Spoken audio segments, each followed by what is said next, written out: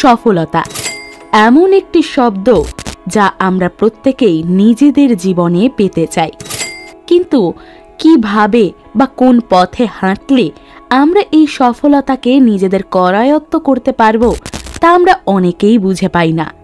আমরা বহুবার বহু কাজে ব্যর্থ হই এবং তার ফলে সেই কাজ থেকে নিজেদেরকে সরিয়ে নিই। এমন কিছু কাজ থাকে যা আমাদের পছন্দ নয়, তবুও আমাদের করতে হয় এবং তার ফলে সেই সফলতা আমাদের হাতে আর আসে না। কিন্তু আজ আমি আপনাদের জন্য নিয়ে এসেছি সফলতার বেশ কয়েকটি নিয়ম, যা আপনাদেরকে আপনাদের সাফল্যের চূড়ান্ত শিখরে নিয়ে যেতে সাহায্য করবে। কারণ আজ আমরা আপনাদের জন্য নিয়ে এসেছি জনপ্রিয় বিশ্ববিখ্যাত বই একমাত্র পজিটিভ সময় ইউটিউব চ্যানেলে পৃথিবীতে প্রথমবার, দ্য ল অফ সাকসেস, যা লিখেছেন নেপোলিয়ন হিল। এই বইটির সম্পূর্ণ বাংলা অডিও বুক। আমরা প্রতি সপ্তাহে এরকম নতুন নতুন বিশ্ববিখ্যাত লাইফ চেঞ্জিং বইগুলোর অডিও বুক আপলোড করে থাকি, যাতে আপনার জীবনটা পজিটিভ হয়ে ওঠে। আপনার জীবনকে পজিটিভ করে তোলাই আমাদের লক্ষ্য। আপনি যদি চান সবসময় পজিটিভ থাকবেন, তাহলে অবশ্যই পজিটিভ সময় চ্যানেলকে লাইক, কমেন্ট ও সাবস্ক্রাইব করে নিতে পারেন। ধন্যবাদ। তাহলে চলুন শুরু করা যাক। আজকের বিশেষ নিবেদন নেপোলিয়ন হিলের লেখা দ্য ল অফ সাকসেস, সাফল্যের বিধিমালা, পাঠ 1। তুমি যদি বিশ্বাস করো কাজটি পারবে, তাহলে তুমি সত্যিই কাজটি পারবে। অধ্যায়টির প্রথমেই ভালোবাসা নিয়ে আলোচনা শুরু করায় মনে হতে পারে এই অধ্যায়টির বিষয়বস্তু থেকে দূরে সরে যাওয়া হয়েছে, কিন্তু আপনি যদি অধ্যায়টি শেষ করা পর্যন্ত আপনার মতামতকে সীমাবদ্ধ রাখতে পারেন, তাহলে আপনি একমত হবেন যে অধ্যায়টির মূল্যবোধকে ব্যাহত না করে ভালোবাসার বিষয়টিকে এড়ানো যেত না। এখানে ভালোবাসাকে সর্বক্ষেত্রে জড়িয়ে রাখা হয়েছে। অনেক বিষয়বস্তু, উদ্দেশ্য ও মানুষের সম্পর্ক ভালোবাসার বিকাশ ঘটায়। 10টি দুর্বলতা আছে, যেগুলো থেকে আমাদের সকলেরই সুরক্ষা পেতে হবে। এগুলোর একটি হচ্ছে কোনো কিছু শুরু করার আগেই তার ফল লাভ করার ইচ্ছে প্রকাশ। অন্য 9টির সবগুলোই হচ্ছে প্রতিটি ভুলের পেছনেই একটি অজুহাত তৈরি করার প্রবণতা। কিছু কিছু কাজ আছে যা আমরা পছন্দ করি না, কিছু কাজ আছে যেগুলো শর্ত সাপেক্ষে সহজভাবেই পছন্দ করি, আবার এমন কিছু কাজ আছে যেগুলো সত্যিই আমাদের দারুণ পছন্দের। উদাহরণস্বরূপ, সাধারণত বিখ্যাত শিল্পীরা তাদের নিজ নিজ কর্মের প্রতি খুবই অনুরাগী। আবার বলা যায় যে দৈনিক ভিত্তিক শ্রমিকরা শুধু যে তাদের কাজকে অপছন্দ করে তা নয়, বরং কখনো কখনো ঘৃণাও করে। যে সকল কাজ শুধুমাত্র জীবিকার জন্য করা হয়, সেগুলো খুব কমই পছন্দনীয় হয়। বেশিরভাগ ক্ষেত্রেই এগুলো হয় অপছন্দের অথবা ঘৃণার বিষয়। তবে যখন একজন মানুষ তার খুব প্রিয় একটি কাজ নিয়ে ব্যস্ত থাকে, তখন কোনো ক্লান্তিবোধ ছাড়াই অবিশ্বাস্য দীর্ঘ সময় ধরে কাজটি করতে পারে। যে সকল কাজ পছন্দের বাইরে বা ঘৃণার যোগ্য, সেগুলো করতে গেলে খুব অল্প সময়ে অবসাদ চলে আসে। সুতরাং একটি কাজের প্রতি পছন্দ, অপছন্দ অথবা অনুরাগের উপরই ব্যাপকভাবে নির্ভর করে কাজটির ওপর একাগ্রতার মাত্রা। আমরা এখন এই বিখ্যাত মতবাদের শুধুমাত্র প্রতিষ্ঠা করছি এবং পর্যায়ক্রমে লক্ষ্য করা যাবে এ দর্শন চিন্তার একটি বিখ্যাত উক্তি। যেমন একজন মানুষ খুব দক্ষতা, দ্রুততা ও সাফল্যের সাথে কাজ করতে পারে যখন কাজটি তার নিজের কাছে খুব আকর্ষণীয় অথবা তার কোনো প্রিয় ব্যক্তির পক্ষ থেকে ন্যস্ত করা কাজ হয়। একটি কাজ করার সময় দেখা যায় যদি কাজটির মাঝে কোনো ভালো লাগা বা ভালোবাসার উপাদান থাকে, তাহলে কাজটির মান দ্রুত উন্নতি লাভ করে, তার সাথে কাজের পরিমাণও বৃদ্ধি পায়। এর জন্য পরিশ্রম বৃদ্ধির কারণে কোনো ক্লান্তিবোধ হয় না। কয়েক বছর আগে একদল সমাজকর্মী বা তাদের মতে সহযোগী বৃন্দ লুসিয়ানা নামক শহরে একটি উপনিবেশ সংগঠন করে। তারা কয়েক শত একর জমি ক্রয় করে। এরপর একটি আদর্শের ওপর ভিত্তি করে কাজ করতে শুরু করে, যা তাদের জীবনে সুখ আসবে বলে বিশ্বাস জন্মায়। তাদের প্রত্যেকের পরিশ্রম করার পছন্দ অনুযায়ী তাদের কাজের ভার দেওয়া হলো। তাদের ধারণা ছিল কাউকে কোনো পারিশ্রমিক দেওয়া হবে না। প্রত্যেক ব্যক্তি তার সবচেয়ে পছন্দের কাজটি করছিল। কাজটি ছিল তাদের জন্য সর্বোচ্চ উপযুক্ত। তাদের যুক্ত পরিশ্রমের উৎপন্ন পণ্যের মালিকানা ছিল সবারই। তাদের ছিল নিজস্ব দুগ্ধ প্রস্তুত কারখানা, নিজস্ব গবাদি পশু খামার ইত্যাদি। তাদের আরও ছিল নিজস্ব স্কুল এবং একটি মুদ্রণ প্রতিষ্ঠান, যেখানে তাদের পত্রিকা প্রকাশনা হতো। একজন ভদ্রলোক তাদের সংগঠনে যোগ দিলেন এবং তার নিজের আগ্রহ ও অনুরোধে তাকে মুদ্রণ প্রতিষ্ঠানের দায়িত্ব দেওয়া হলো। শিগগিরই তিনি অভিযোগ জানালেন যে কাজটি তার পছন্দ হচ্ছে না। সত্বর তার কাজ পরিবর্তন করে তাকে সে খামারে ট্রাক্টর চালানোর দায়িত্ব দেওয়া হলো। তিনি এই কাজটি মাত্র 2 দিন করেছিলেন। এরপর তার অনুরোধেই তার দায়িত্ব পরিবর্তন করে তাকে দুগ্ধ খামারের কাজে নিযুক্ত করা হলো। কিন্তু গবাদি পশু বা গাভী পালনে টিকে থাকতে পারলেন না। এরপর তাকে বদল করে ধোপাখানার কাজ দেওয়া হলো। সেখানেও তিনি মাত্র 1 দিন কাজ করেছিলেন। একে একে তিনি প্রতিটি কাজে ঠিকমতো চেষ্টা করলেন, কিন্তু কোনো একটি কাজও তার পছন্দ হলো না। ধারণা করা হলো যে সমবায়ী ধরনের কোনো কাজেই তিনি উপযুক্ত ছিলেন না। তাকে প্রায় চাকরিচ্যুত করার উদ্যোগ নেওয়া হয়েছিল। এমন সময় কোনো এক ব্যক্তি চিন্তা করলেন যে এমন একটি ক্ষেত্রে তাকে নিযুক্ত করা যেতে পারে যেখানে তিনি কখনো কাজ করার চেষ্টা করেননি, এবং চেষ্টা ছিল ইট তৈরির কারখানা। তাকে একটি চাকা লাগানো ঠেলাগাড়ি দেওয়া হলো। তার কাজ ছিল ইট পোড়ানো ভাটা থেকে ইটগুলো ঠেলাগাড়িতে করে ইট খোলায় নিয়ে সারিবদ্ধভাবে স্থাপন করে রাখা। এভাবে 1টি বছর সত্যিই কেটে গেল এবং তার আর কোনো কাজের বিরুদ্ধে অভিযোগ পাওয়া গেল না। তাকে যখন প্রশ্ন করা হলো কাজটি তার পছন্দ ছিল কিনা, উত্তরে বললেন যে কাজটি তার পছন্দের ছিল। কল্পনা করুন, চাকা লাগানো একটি গাড়িতে করে ইট টেনে নেওয়ার কাজটা করাই তার পছন্দ। যাই হোক, কাজটি সুইডেনের লোকটির কাছে গ্রহণীয় ছিল। তিনি একাই কাজটি করেছিলেন। এই কাজ করতে গিয়ে কোনো রকম ভাবনা চিন্তার প্রয়োজন ছিল না, কোনো দায়িত্বভার ছিল না, এবং এটাই তিনি চেয়েছিলেন। যতক্ষণ পর্যন্ত সম্পূর্ণ ইটগুলো স্তূপাকারে জমা না হয়েছিল ততক্ষণ তিনি কাজটি করেছিলেন। এরপর তিনি বস্তি ত্যাগ করে চলে গেলেন, কারণ তখন সেখানে আর ইট সরানোর কোনো কাজ বাকি ছিল না। লোকটি মন্তব্য করলেন, আমার পছন্দের এবং ঝামেলাহীন কাজটা শেষ হয়ে যাওয়ায় আমি এখন মিনি সোফায় ফিরে যেতে পারি। কথা বলে তিনি মিনি সোফায় ফিরে গেলেন। যখন একজন লোক ভালোবেসে একটি কাজ করে তখন কাজটা তার কাছে কঠিন মনে হয় না। যে পরিমাণ কাজের জন্য তার পারিশ্রমিক নির্ধারিত, তার চেয়ে বেশি পরিশ্রমের কাজ আরও ভালোভাবে করতেও তার কষ্টবোধ হয় না। এ কারণেই প্রত্যেকের উচিত তার নিজের পছন্দের কাজগুলো সবচেয়ে ভালোভাবে সম্পূর্ণ করা।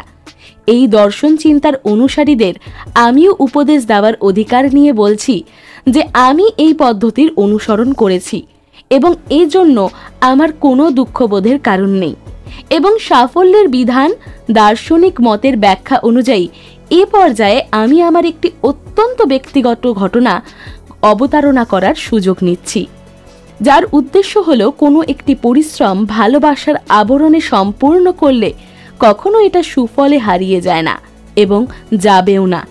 এই সম্পূর্ণ অধ্যায়টির মধ্যে বেশ কিছু উদাহরণ রয়েছে যাতে বলা হয়েছে একজন লোক প্রাপ্য পারিশ্রমিকের তুলনায় বেশি পরিমাণ কাজ করতে পারলে কাজটির পরিমাণ ও গুণগত মান বৃদ্ধি পায়। বর্তমান লেখক তার ব্যক্তি জীবনে উপরোক্ত বিধানটির প্রয়োগ বহুবার করেছিলেন, না হলে লেখকের উক্তিটি সত্যি শুধু ফাঁকা বুলি এবং নিরর্থক মনে হতো। 1 শতাব্দীর ছোট অংশের বেশি সময় যাবৎ আমি কাজকে ভালোবাসার রীতিটি পালন করে এসেছি এবং এর মাঝ থেকেই আমি বর্তমান দার্শনিক মতবাদটি অনুধাবন করতে পেরেছি। এ পাঠ পর্বের অন্যত্রে আমি যেসব কথা বর্ণনা করেছি তা সবই অত্যন্ত আন্তরিকতার সাথে। আমি যে সত্যটি লাভ করেছি তার বিনিময়ে আমি যথেষ্ট পারিশ্রমিক পেয়েছি। অনেক বছর আগে এই দর্শন ধারণার ভিত্তিতে পরিশ্রম করার ব্যাপারে আমাকে 2টো বিষয়ের একটি বেছে নিতে হয়েছিল।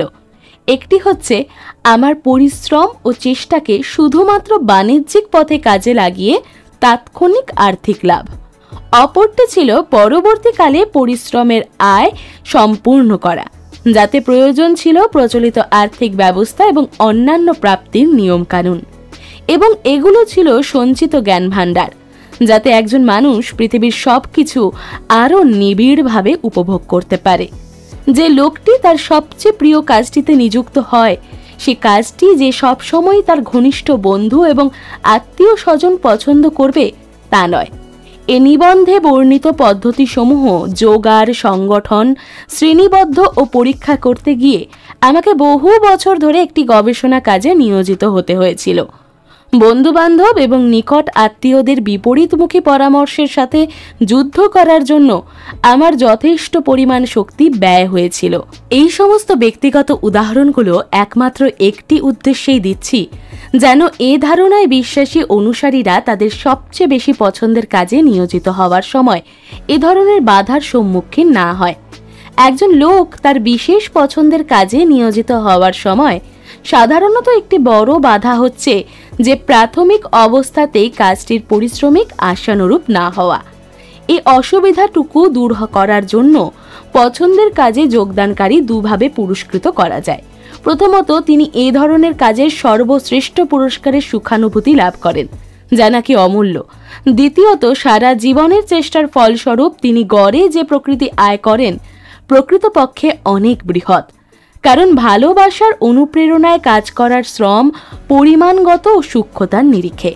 শুধুমাত্র টাকার বিনিময়ে কাজ করার মূল্য এর চেয়ে অনেক বেশি। অত্যন্ত বিব্রতভাবে এবং কোনো প্রকার অসম্মানে না জড়িয়ে আমাকে বলতে হচ্ছে যে আমার জীবন ও কর্মকাণ্ডের পছন্দের ব্যাপারে সবচেয়ে দুর্ভাগ্যজনক বাধা ছিলেন আমার স্ত্রী। এই কথাটার মাঝে বোধহয় ব্যাখ্যা পাওয়া যাবে কেন আমি আমার এই নিবন্ধের বিভিন্ন স্থানে বারবার এই কথাটি উল্লেখ করেছি। আমি বলতে চেয়েছি একজন লোকের স্ত্রী তার জীবনকে গড়তে ও ভাঙতে পারেন। কথাটা নির্ভর করে স্ত্রী স্বামীর পছন্দনীয় জীবিকার ব্যাপারে তাকে কতটুকু সহযোগিতা বা উৎসাহ দেবেন বা ফিরিয়ে নেবেন। আমার চিরস্থ ধারণা ছিল যে আমাকে একটি নিয়মিত নির্দিষ্ট মাসিক বেতনভুক্ত চাকরি গ্রহণ করতে হবে, কারণ এর আগে আমি কতগুলো নির্দিষ্ট বেতনভুক্ত চাকরি করে দেখাতে পেরেছিলাম যে আমার বিপন্ন অভিজাতীয় বলে আমি বিশেষ প্রচেষ্টা ছাড়াই বাৎসরিক ৬,০০০ থেকে ১ লাখ মাসিক ডলার পর্যন্ত আয় করার ক্ষমতা রাখি। আমার স্ত্রীর দৃষ্টিভঙ্গিটি আমি সহমর্মিতার সাথে দেখে ভালোবাসলাম। আমাদের বেড়ে ওঠা সন্তান আছে, যাদের পোশাক, পরিচ্ছদ এবং শিক্ষার প্রয়োজনে আমাকে পরিমাণে কম হলেও একটি নিয়মিত বেতনভুক্ত চাকরি নিতে হবে। এ যুক্তিপূর্ণ বিতর্ক সত্ত্বেও আমি আমার স্ত্রীর মতামতের অপেক্ষা করলাম, কিন্তু শেষ পর্যন্ত আমার স্ত্রী তার পরিবারবর্গ সম্মিলিত অভিযোগের ভিত্তিতে আমাকে নির্দিষ্ট বেতনের চাকরি গ্রহণ করতে বাধ্য করল। অন্যকে পর্যালোচনা করা একজন লোকের পক্ষে তখনই উপযুক্ত যখন এরকম অলাভজনক পন্থায় তার হাতে ব্যয় করার মতো সময় থাকে। কিন্তু বারন্ত পরিবার সহ একজন তরুণ যুবক এ ব্যাপারটার সাথে একমত হতে পারেন না। একজন লোকের তার নিজের কাছে এবং অন্যের কাছে এর চেয়ে বেশি বিপজ্জনক ব্যক্তি হতে পারেন না একজন লোক যিনি মূল ঘটনার ভেতর প্রবেশ না করে মতামত বা মন্তব্য দিয়ে থাকেন। কিন্তু আমি ছিলাম অনমনীয়। আমি আমার পছন্দ স্থির করলাম এবং আমি আমার সিদ্ধান্তে অনড় থাকলাম।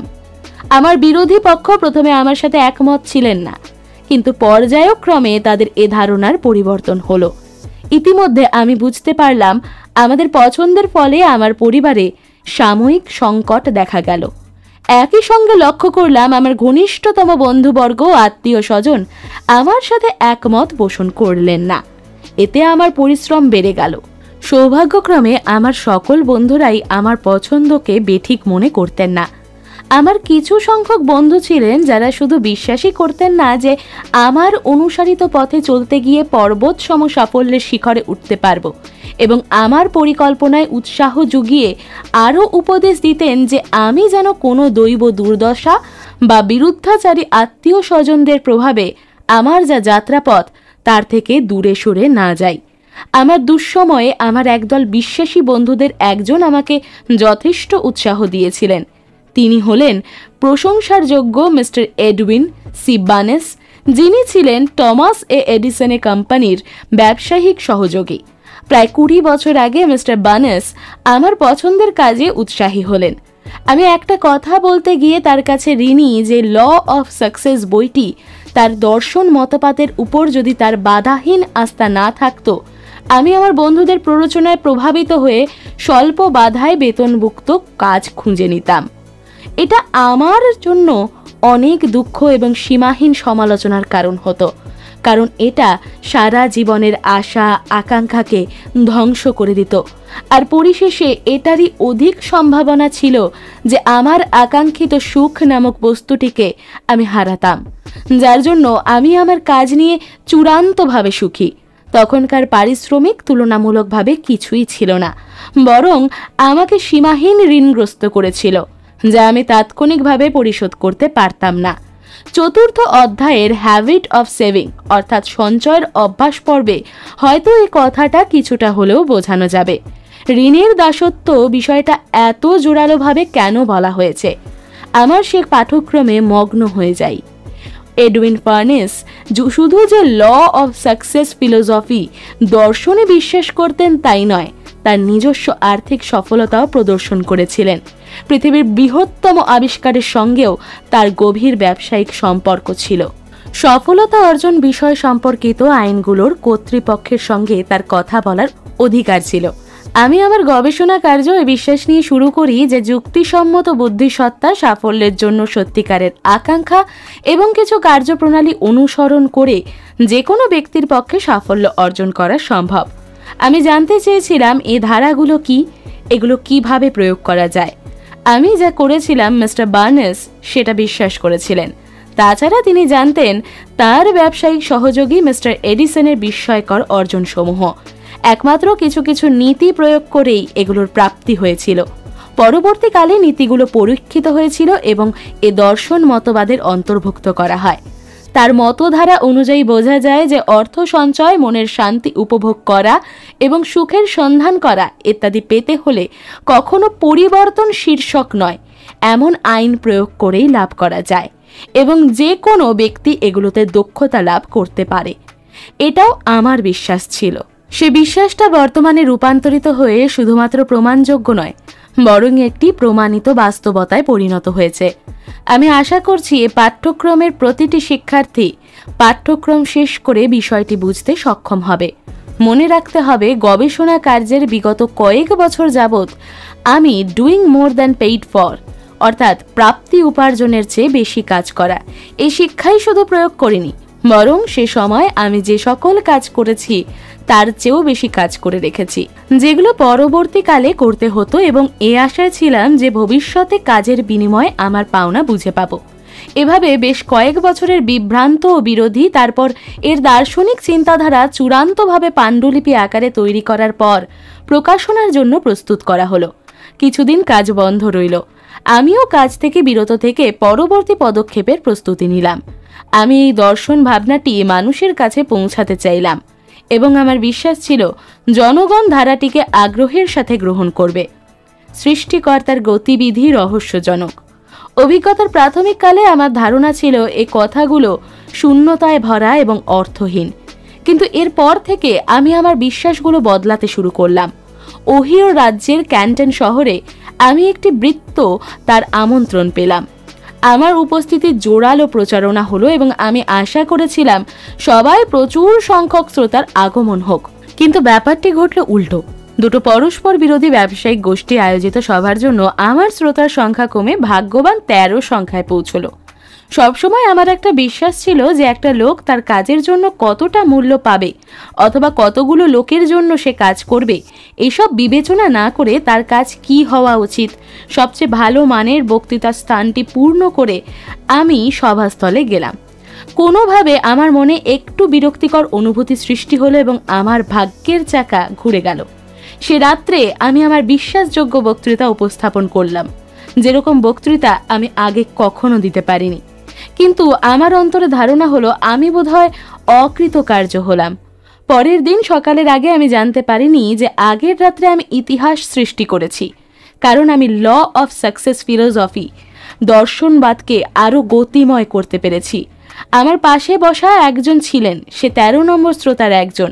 তার নাম ছিল প্রয়াত ডন আর্মিলেট। তিনি ছিলেন তখনকার ক্যান্টন ডেইলি নিউজের প্রকাশক। আমার বক্তৃতা শেষে আমি সভাস্থলের পেছনে দরজা দিয়ে বেরিয়ে এলাম, যাতে আমার 13 জন শ্রোতার কারোর সাথে আমার দেখা না হয়। পরের দিন আমি মিস্টার মিলেটের অফিসে তার সাথে দেখা করার আমন্ত্রণ পেলাম। যেহেতু তিনি উৎসাহ নিয়ে আমাকে আমন্ত্রণ জানিয়েছেন, আমি তাকেই বিশেষভাবে আলোচনা করার সুযোগ দিলাম। তিনি এই ভঙ্গিতেই আলাপ শুরু করলেন, তুমি কি তোমার শিশুকাল থেকে বর্তমান কাল পর্যন্ত তোমার সম্পূর্ণ জীবন কাহিনী আমাকে শোনাবে? উত্তরে আমি বললাম, আমি নিশ্চয়ই বলবো, যদি আপনি আমার এই দীর্ঘ কাহিনী শোনার মতো সময় ও ধৈর্য রাখেন। তিনি বললেন যে তিনি অবশ্যই শুনবেন এবং সতর্ক করে দিলেন যে বর্ণনার সময় আমি যেন কোনো অপ্রীতিকর প্রসঙ্গ বাদ না দিই। তিনি বলা শুরু করলেন, আমি চাই তোমার স্থূল এবং ক্ষীণ ঘটনাগুলো মিশ্রিতভাবে সবগুলোই বলবে।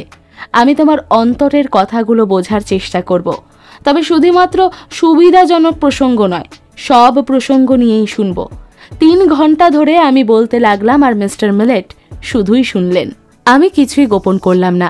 আমার জীবন সংগ্রাম, ভুলভ্রান্তি, অসৎ হবার কারণ আমি তাকে বললাম। তখন আমার ভাগ্যের উন্নতির দ্রুত অবনতি হচ্ছিল, কিন্তু আমার নিজ বিচার ক্ষমতায় এবং বিবেকের প্রভাবে দীর্ঘ সংগ্রাম সত্ত্বেও তাকে জানালাম কি করে আমি সাফল্যের বিধান, দর্শন, মতবাদের প্রতি আকৃষ্ট হলাম। তাকে এটাও জানালাম যে কি করে আমি সে দর্শন মতবাদের বিভিন্ন উপাত্ত সংগ্রহ করলাম। আমি কিছু পরীক্ষণ কাজ করেছিলাম এবং এর ফলে কিছু কিছু তথ্য উপাত্ত বাদ দিলাম, অন্যগুলো গ্রহণ করলাম। আমার আলোচনা শেষ হবার পর মিস্টার মিলেট বললেন, আমি তোমাকে একটা নিতান্ত ব্যক্তিগত প্রশ্ন করতে চাই এবং আশা করি তুমি যেভাবে তোমার কাহিনীর বাদবাকি অংশ বলেছিলে ততটুকু মুক্ত মনে খোলাখুলিভাবে তুমি আমার প্রশ্নের উত্তর দেবে। তুমি কি তোমার চেষ্টার ফলে অর্জিত কোনো অর্থ সঞ্চয় করতে পেরেছ? যদি না করে থাকো তবে তুমি কি বলবে কেন? আমি বললাম না। আমি আবার বললাম, আমি কিছুই সঞ্চয় করিনি, শুধুমাত্র কিছু অভিজ্ঞতা ও জ্ঞান ছাড়া। এর কারণগুলো সাবলীল নয়, কিন্তু সহজভাবে ব্যাখ্যা করা যায়। সত্যটা হলো এটা যে আমি গত কয়েক বছর ধরে আমার নিজের কিছু অজ্ঞতাকে দূর করতে ব্যস্ত হয়ে পড়েছিলাম। সুতরাং আমি বুদ্ধিমত্তার সঙ্গে সাফল্যের বিধিমালা, দর্শন তত্ত্বের উপাত্তগুলো সংগ্রহ ও সংগঠন করতে পেরেছিলাম। আমি এটাও বললাম যে আমার চেষ্টার পরিবর্তে অর্থ সংগ্রহ করার কোনো সুযোগ বা আগ্রহ ছিল না। ভাবগভীর মিস্টার ডন মিলেটের মুখমণ্ডল আশ্চর্যজনকভাবে কোমল হয়ে এলো। তার মুখে হাসি ফুটে উঠল। তিনি আমার কাঁধে হাত রেখে বললেন, তুমি বলার আগেই আমার উত্তরটি জানা ছিল, কিন্তু আমার অবাক লাগছে তুমি এটা জানতে কিনা। সম্ভবত তোমার জানা আছে যে তুমিই একমাত্র ব্যক্তি ও যাকে জ্ঞান আহরণের জন্য তাৎক্ষণিক অর্থ উপার্জনের বিষয়টাকে পরিত্যক্ত করতে হয়েছিল। সত্যিকারভাবে বলতে গেলে সক্রেটিস থেকে বর্তমান সময়ে প্রত্যেক দার্শনিক তোমার পাওয়া অভিজ্ঞতায় সমৃদ্ধ। তোমার নববর্ষের প্রস্তাবনার মধ্যে যে শব্দটি বাদ দিতে চাও সেটা হচ্ছে অসম্ভব। সে কথাগুলো আমার কানে সঙ্গীত ধ্বনির মতো মনে হলো। আমার জীবনে আমি একটি বিব্রতকর অবস্থায় পড়লাম। আমি তোমার আত্মাকে অনাবৃত করলাম। আমার সংগ্রামী পথের প্রতিটি সংযোগস্থলেই সাময়িক পরাজয় মানলাম। এই সকল চিন্তাধারা থেকে বিরত করে স্বীকার করে নিলাম যে সাফল্যের বিধিমালা পাঠ্যক্রমের উদাহরণকারী একজন ব্যক্তি নিজেই সাময়িকভাবে পরাজিত। কথাটা কতটা সামঞ্জস্যহীন! আমি বোকা বনে গেলাম, অপমানিত এবং বিব্রত বোধ করলাম যখন দেখলাম আমি এমন একজন মানুষের সামনে বসে আছি যিনি একজোড়া তীক্ষ্ণ সন্ধানী চোখের অধিকারী, এবং আমার কাছে মনে হলো আমার দেখা মানুষের মাঝে অত্যন্ত কৌতূহলী একজন ব্যক্তি। এসবের অযৌক্তিকতা আমার কাছে হঠাৎ চমকের মতো মনে হলো। দ্য ফিলোসফি অফ সাকসেস এমন একজন লোক দ্বারা রচিত এবং সঞ্চারিত হয়েছিল যিনি ছিলেন একজন ব্যর্থ ব্যক্তি। এই চিন্তাধারাটি আমাকে এমন কঠিনভাবে আঘাত করেছিল যে কথাগুলো আমি বলেই ফেলেছিলাম। মিস্টার মিলেট অবাক হয়ে জিজ্ঞেস করলেন, কি বলছো? ব্যর্থ ব্যক্তি? নিশ্চয়ই তুমি ব্যর্থ ব্যক্তি এবং সাময়িকভাবে পরাজিত ব্যক্তির পার্থক্য বুঝতে পারো না। তিনি বললেন, একটি সম্পূর্ণ দর্শন থেকে যা অনেক ক্ষুদ্র একটি একক ধারণা সৃষ্টিকারী ব্যক্তি কোনোভাবে ব্যর্থ নন, কারণ এই ধারণাটি হতাশা দমন ও ভবিষ্যৎ প্রজন্মের মানুষগুলোর দুর্দশা কমাতে সহায়ক হবে। আমি ভেবে অবাক হলাম এই সাক্ষাৎকারটির উদ্দেশ্য কি ছিল। আমার প্রাথমিক অনুমান ছিল মিস্টার মিলেট এমন কিছু ঘটনা জানতে আগ্রহী ছিলেন যেগুলোর ওপর ভিত্তি করে তিনি ল অফ সাকসেস ফিলোসফি দর্শন তত্ত্ব নিয়ে তার প্রকাশিত সংবাদপত্রের আক্রমণাত্মক নিবন্ধন প্রকাশ করতে পারবেন। হয়তোবা এই সকল ধারণা সাংবাদিকদের সঙ্গে থেকে আমার পূর্ব অভিজ্ঞতার ফলে জন্ম হয়েছিল এবং তাদের কিছু সংখ্যক লোকের সাথে আমার বিরোধিতা ছিল। সাক্ষাৎকারটির প্রথমেই আমার সিদ্ধান্ত ছিল যে কোনোভাবেই কোনো রকম অলঙ্করণ ছাড়াই আমি ঘটনাগুলোর বিবরণ দেব। মিস্টার মিলেটের অফিস থেকে বের হওয়ার আগে আমরা দুজনেই ব্যবসায়িক অংশীদার হলাম। এভাবে সমঝোতা হলো যে তিনি ক্যান্টন ডেইলি পত্রিকার পদ থেকে পদত্যাগ করবেন এবং সমস্ত কিছু জোগাড় না হওয়া পর্যন্ত তিনি আমার ইতিমধ্যে আমি সাফল্যের বিধিমালা দর্শন মতবাদের ওপর ভিত্তি করে পরিবারের বিশেষ নিবন্ধন পাতার সম্পাদকীয় ধারাবাহিক লিখতে শুরু করলাম, যা দার্শনিক ক্যান্টন ডেইলি পত্রিকায় ছাপা হতে শুরু করলো। এর মাঝে একটি উপসম্পাদকীয় জাজ এলবার্ট এইচ গ্র নামক এক ভদ্রলোকের নজরে আসে।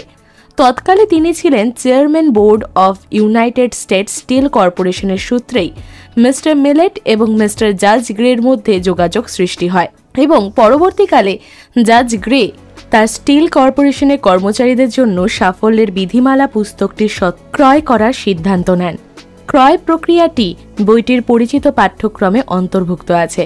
এভাবে ভাগ্যের জোয়ার আমার অনুকূলে ছুটে এলো। প্রাপ্য আয়ের চেয়ে বেশি পরিমাণ কাজ করার নীতি অনুসরণ করে গত কয়েক বছর আমি অনেক পরিশ্রম করেছি এবং শেষ পর্যন্ত আমি এর ফল লাভ করতে শুরু করেছি। আমার অংশীদার আততায়ীর হাতে মৃত্যুবরণ করেন।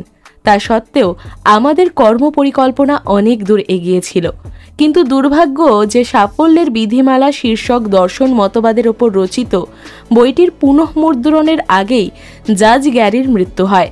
সুতরাং এ ধারণাটি তার আকাঙ্ক্ষার প্রতিফলন লাভস লেবার লস্ট অনুযায়ী সমন্বয় করা হয়। তারিখটি ছিল সেই ভাগ্যবান রাত যেদিন আমি ওহিও রাজ্যের ক্যান্টন শহরে 13 জন শ্রোতার সম্মুখে বক্তৃতা করছি। এরপর থেকে ঘটনার জন্ম হয় যেগুলো এখন আমার কোনো চিন্তা বা চেষ্টা ছাড়াই দ্রুত এগিয়ে যাচ্ছে। এই কথাটা আস্থার সাথে বলতে দ্বিধা নেই যে কিছু ঘটনায় দেখা গেছে ভালোবাসাজনিত কোনো পরিশ্রমই চূড়ান্ত ক্ষতির সম্মুখীন হয় না এবং দেখা গেছে যারা বেশি উচ্চমানের কাজ করছে তারা নির্ধারিত কাজ শেষে তাদের কাজের পরিমাণের চেয়ে অনেক বেশি পারিশ্রমিক পায়। সাফল্যের বিধিমালা বিষয়ক দর্শনবাদের পটভূমি এবং বিশেষ করে বর্তমান ক্রমটি আলোচনা করে বলা যায় যে আপনি এখন পাঠ্যক্রমটি যে বিধিমালার উপর ভিত্তি করে প্রণয়ন করতে দেখছেন সেগুলি গ্রহণ করতে প্রস্তুত হয়েছেন। অনেকগুলো যুক্তিপূর্ণ কারণ রয়েছে কেন আপনাদের প্রাপ্য উপার্জনের চেয়ে বেশি ও ভালো মানের কাজ করা উচিত। এই অভ্যাসটি আরও উন্নত করা। অবশ্য এটাও ঠিক যে বেশিরভাগ মানুষই এই নীতি মেনে কাজ করে না। এ ধরনের কাজ করার জন্য আরও দুটো কারণ বা যুক্তি আছে যেগুলোর গুরুত্ব ব্যাপক। সেগুলো প্রথমত, তুমি যদি এমন খ্যাতি অর্জন করে নাম করতে পারো যে সব সময় যে কাজের জন্য তুমি পারিশ্রমিক পাবে তার চেয়ে বেশি পরিমাণ ও উন্নত মানের কাজ করার অভ্যাস আছে, তাহলে তোমার পাশে যারা এ পর্যায়ের কাজ করতে পারে না তাদের চেয়ে তুলনামূলকভাবে বেশি উপকৃত হবে তুমি, এবং এর ব্যবধান এতই দৃশ্যমান হবে যে তোমার কাজের জন্য প্রতিযোগিতামূলক আস্থার সৃষ্টি হবে, তোমার জীবিকা যাই হোক না কেন। তুমি যদি এসব কথার সত্যতা প্রমাণ করতে চাও তাহলে ব্যাপারটা তোমার বুদ্ধিমত্তার জন্য অপমানজনক, কারণ বিষয়টা অবশ্যই পরিষ্কার। তুমি যে পেশাতেই থাকো, ধর্মবাণী প্রচার, আইন ব্যবস্থা, বই লেখা, স্কুলে পড়ানো অথবা পরীক্ষা খনন করা, তোমাকে ভালোভাবে মূল্যায়ন করা হবে এবং যে মুহূর্তে তুমি কোনো কাজের জন্য নিয়োজিত হয়ে বেশি কাজ করবে তত লোক হিসেবে স্বীকৃতি পাবে, তুমি বেশি পারিশ্রমিক পাওয়ার যোগ্য হবে। দ্বিতীয়ত, তুমি যে পারিশ্রমিক পাওয়ার যোগ্য তার চেয়ে বেশি কাজ কেন করবে তার গুরুত্বপূর্ণ কারণগুলো প্রাথমিক এবং মৌলিক। সেগুলো এভাবে ব্যাখ্যা করা যায়, মনে করো তুমি তোমার ডান বাহুকে শক্তিমান করতে চাও, সেজন্য তুমি তোমার বাহুকে একটি রশি দিয়ে দেহের সাথে বেঁধে রেখেছো। এভাবে তোমার বাহুটা ব্যবহৃত হবে না এবং এটা দীর্ঘ সময় স্থির থাকবে। বাহুর ব্যবহার স্থগিত করার কারণে এটার কি শক্তি বাড়বে? না, ক্ষয়প্রাপ্ত ও দুর্বল হয়ে শেষ পর্যন্ত তোমার বাহুটা অপসারণ করতে বাধ্য হবে। তুমি জানো যে যদি তুমি একটি শক্তিমান বাহু পেতে চাইতে তাহলে বাহুটার অতিশয় কঠিন কাজে ব্যবহার করতে। একজন কামারের বাহুর দিকে নজর করে দেখলে বুঝতে পারবে কিভাবে একটি বাহুকে শক্তিমান করতে হয়। বাধা থেকে শক্তি আসে। বনের একটি শক্তিমান এক গাছ ঝড় এবং রোদ থেকে রক্ষা পায় না। এই গাছগুলো খোলা স্থানে দাঁড়িয়ে থেকে তাদের অস্তিত্বের জন্য বাতাস, বৃষ্টি এবং তীব্র সূর্যালোক থেকে রক্ষা পেতে সংগ্রাম করে যায়। প্রকৃতির একটি অপরিবর্তিত নিয়ম হচ্ছে সংগ্রাম এবং বাধা শক্তি বৃদ্ধি করে। এ পাঠ্যক্রমের উদ্দেশ্য হচ্ছে কিভাবে এ বিধিটা পালন করা যায় এবং এ ভাবধারায় বিশ্বাস করে আপনার সাফল্যের লক্ষ্যে সংগ্রাম করা যায় সে ব্যাপারটা বোঝানো। আপনি যেটুকু কাজের জন্য পারিশ্রমিক পাচ্ছেন তার চেয়ে অধিকতর এবং উচ্চমানের কাজ করে আপনি যে শুধুমাত্র আপনার কাজ করার মান বাড়াতে পারেন, আপনার নৈপুণ্য ও কাজ করার ক্ষমতাকে অসাধারণ স্তরে নিয়ে যেতে পারেন তা নয়, বরং আপনার সুনাম সৃষ্টি হবে যা অত্যন্ত মূল্যবান। আপনি যদি এই ধরনের কাজ করার অভ্যাস চর্চা করেন, আপনি আপনার কাজে এতই কুশলী হয়ে উঠবেন যে যারা এ ধরনের ও এ মানের কাজ করতে অপারগ তাদের চেয়ে আপনি অধিকতর পারিশ্রমিক পাওয়ার যোগ্য হয়ে উঠবেন। পাঠ্যক্রমে আপনার শক্তির যথেষ্ট উন্নতি হবে যা আপনাকে জীবনের চলার পথে কোনো অযাচিত স্তরে না থামতে সাহায্য করবে। কেউ আপনাকে থামাতে চাইলেও পারবে না। আপনি যদি চাকুরিজীবী হন তাহলে আপনি যেটুকু কাজের পারিশ্রমিক পাওয়ার যোগ্য তার চেয়ে অধিকতর কাজ করার অভ্যাস ধরে রাখার জন্য আপনি নিজেই নিজের পারিশ্রমিকের পরিমাণ নির্ধারণ করার যোগ্যতা রাখবেন এবং কোনো বিবেক সম্পন্ন কর্মদাতা এতে বাধা দিতে পারবে না। যদি আপনার চাকুরিদাতা দুর্ভাগ্যক্রমে আপনার যোগ্য উপযুক্ত পারিশ্রমিক দিতে না চান, এ ব্যাপারটা একটা দীর্ঘস্থায়ী বাধা হয়ে থাকবে না, কারণ আপনার চাকুরিদাতাগণ এ অসাধারণ ব্যাপারটা ধরে ফেলবেন এবং আপনাকে চাকুরিতে নিযুক্তির প্রস্তাব দেবেন। এটা সত্যি কথা যে বেশিরভাগ লোকই কোনো রকম চলনসই কাজ করে এবং যারা প্রাপ্য পারিশ্রমিকের তুলনায় বেশি কাজ করে তাদের কাছ থেকে সুবিধা আদায় করে। যারা তুলনায় আলোকে লাভবান হতে চায় এই বিষয়টা তাদের ক্ষমতায় আনে। তুমি যদি যতটুকু না হলেই নয় ততটুকু কাজ করো তাহলে কোনো রকমে চালিয়ে নেওয়া যায়, ততটুকু তুমি অর্জন করবে। কিন্তু কাজের গতি যখন মন্দা হবে এবং ছাঁটাই পর্ব সামনে আসবে, তুমি হবে চাকরি হারানোর প্রথম ব্যক্তি। 25 বছর যাবৎ আমি সতর্কভাবে একটা ব্যাপার নিশ্চিত হওয়ার জন্য পর্যবেক্ষণ করে আসছি। ব্যাপারটা হলো কেন কিছু লোক লক্ষণীয়ভাবে সাফল্য পায় এবং কিছু লোক সক্ষমতা থাকা সত্ত্বেও এগিয়ে যেতে পারে না। এটা আমার কাছে অর্থপূর্ণ মনে হলো যে প্রত্যেকটি লোক যে নাকি তার প্রাপ্য পাওয়ার চেয়ে বেশি পরিমাণ কাজ করে, আমার পর্যবেক্ষণে তারা ভালো অবস্থানে ছিল এবং যারা শুধু কাজ চালিয়ে যাওয়ার জন্য দায়সারা গোছের কাজ করত তাদের চেয়ে প্রথমোক্তরা বেশি পারিশ্রমিক পেত। ব্যক্তিগতভাবে আমি জীবনে কোনো পদোন্নতি পাইনি। আমার প্রাপ্য পাওয়ার তুলনায় বেশি পরিমাণ ও উন্নত মানের কাজ করে যে স্বীকৃতি পেয়েছি তা আমি প্রত্যক্ষভাবে খোঁজ করে বের করতে পারিনি। এই নীতিটা অভ্যাসে পরিণত করার জন্য আমি গুরুত্ব দিচ্ছি, কেননা তাতে একজন কর্মচারী উচ্চ পদে পদোন্নতি এবং উচ্চতর বেতন পাবার সুযোগ পাবে, কারণ এই শিক্ষাক্রমটির ওপর হাজার হাজার তরুণীর দৃষ্টি পড়বে। যাই হোক, এ নীতিমালা একজন চাকুরিদাতা অথবা পেশাজীবী নারী পুরুষ এবং কর্মচারীদের উপর সমভাবে প্রয়োগ করা যেতে পারে। এই নীতিটি পালন করলে দুভাবে এর উপকার পাওয়া যেতে পারে।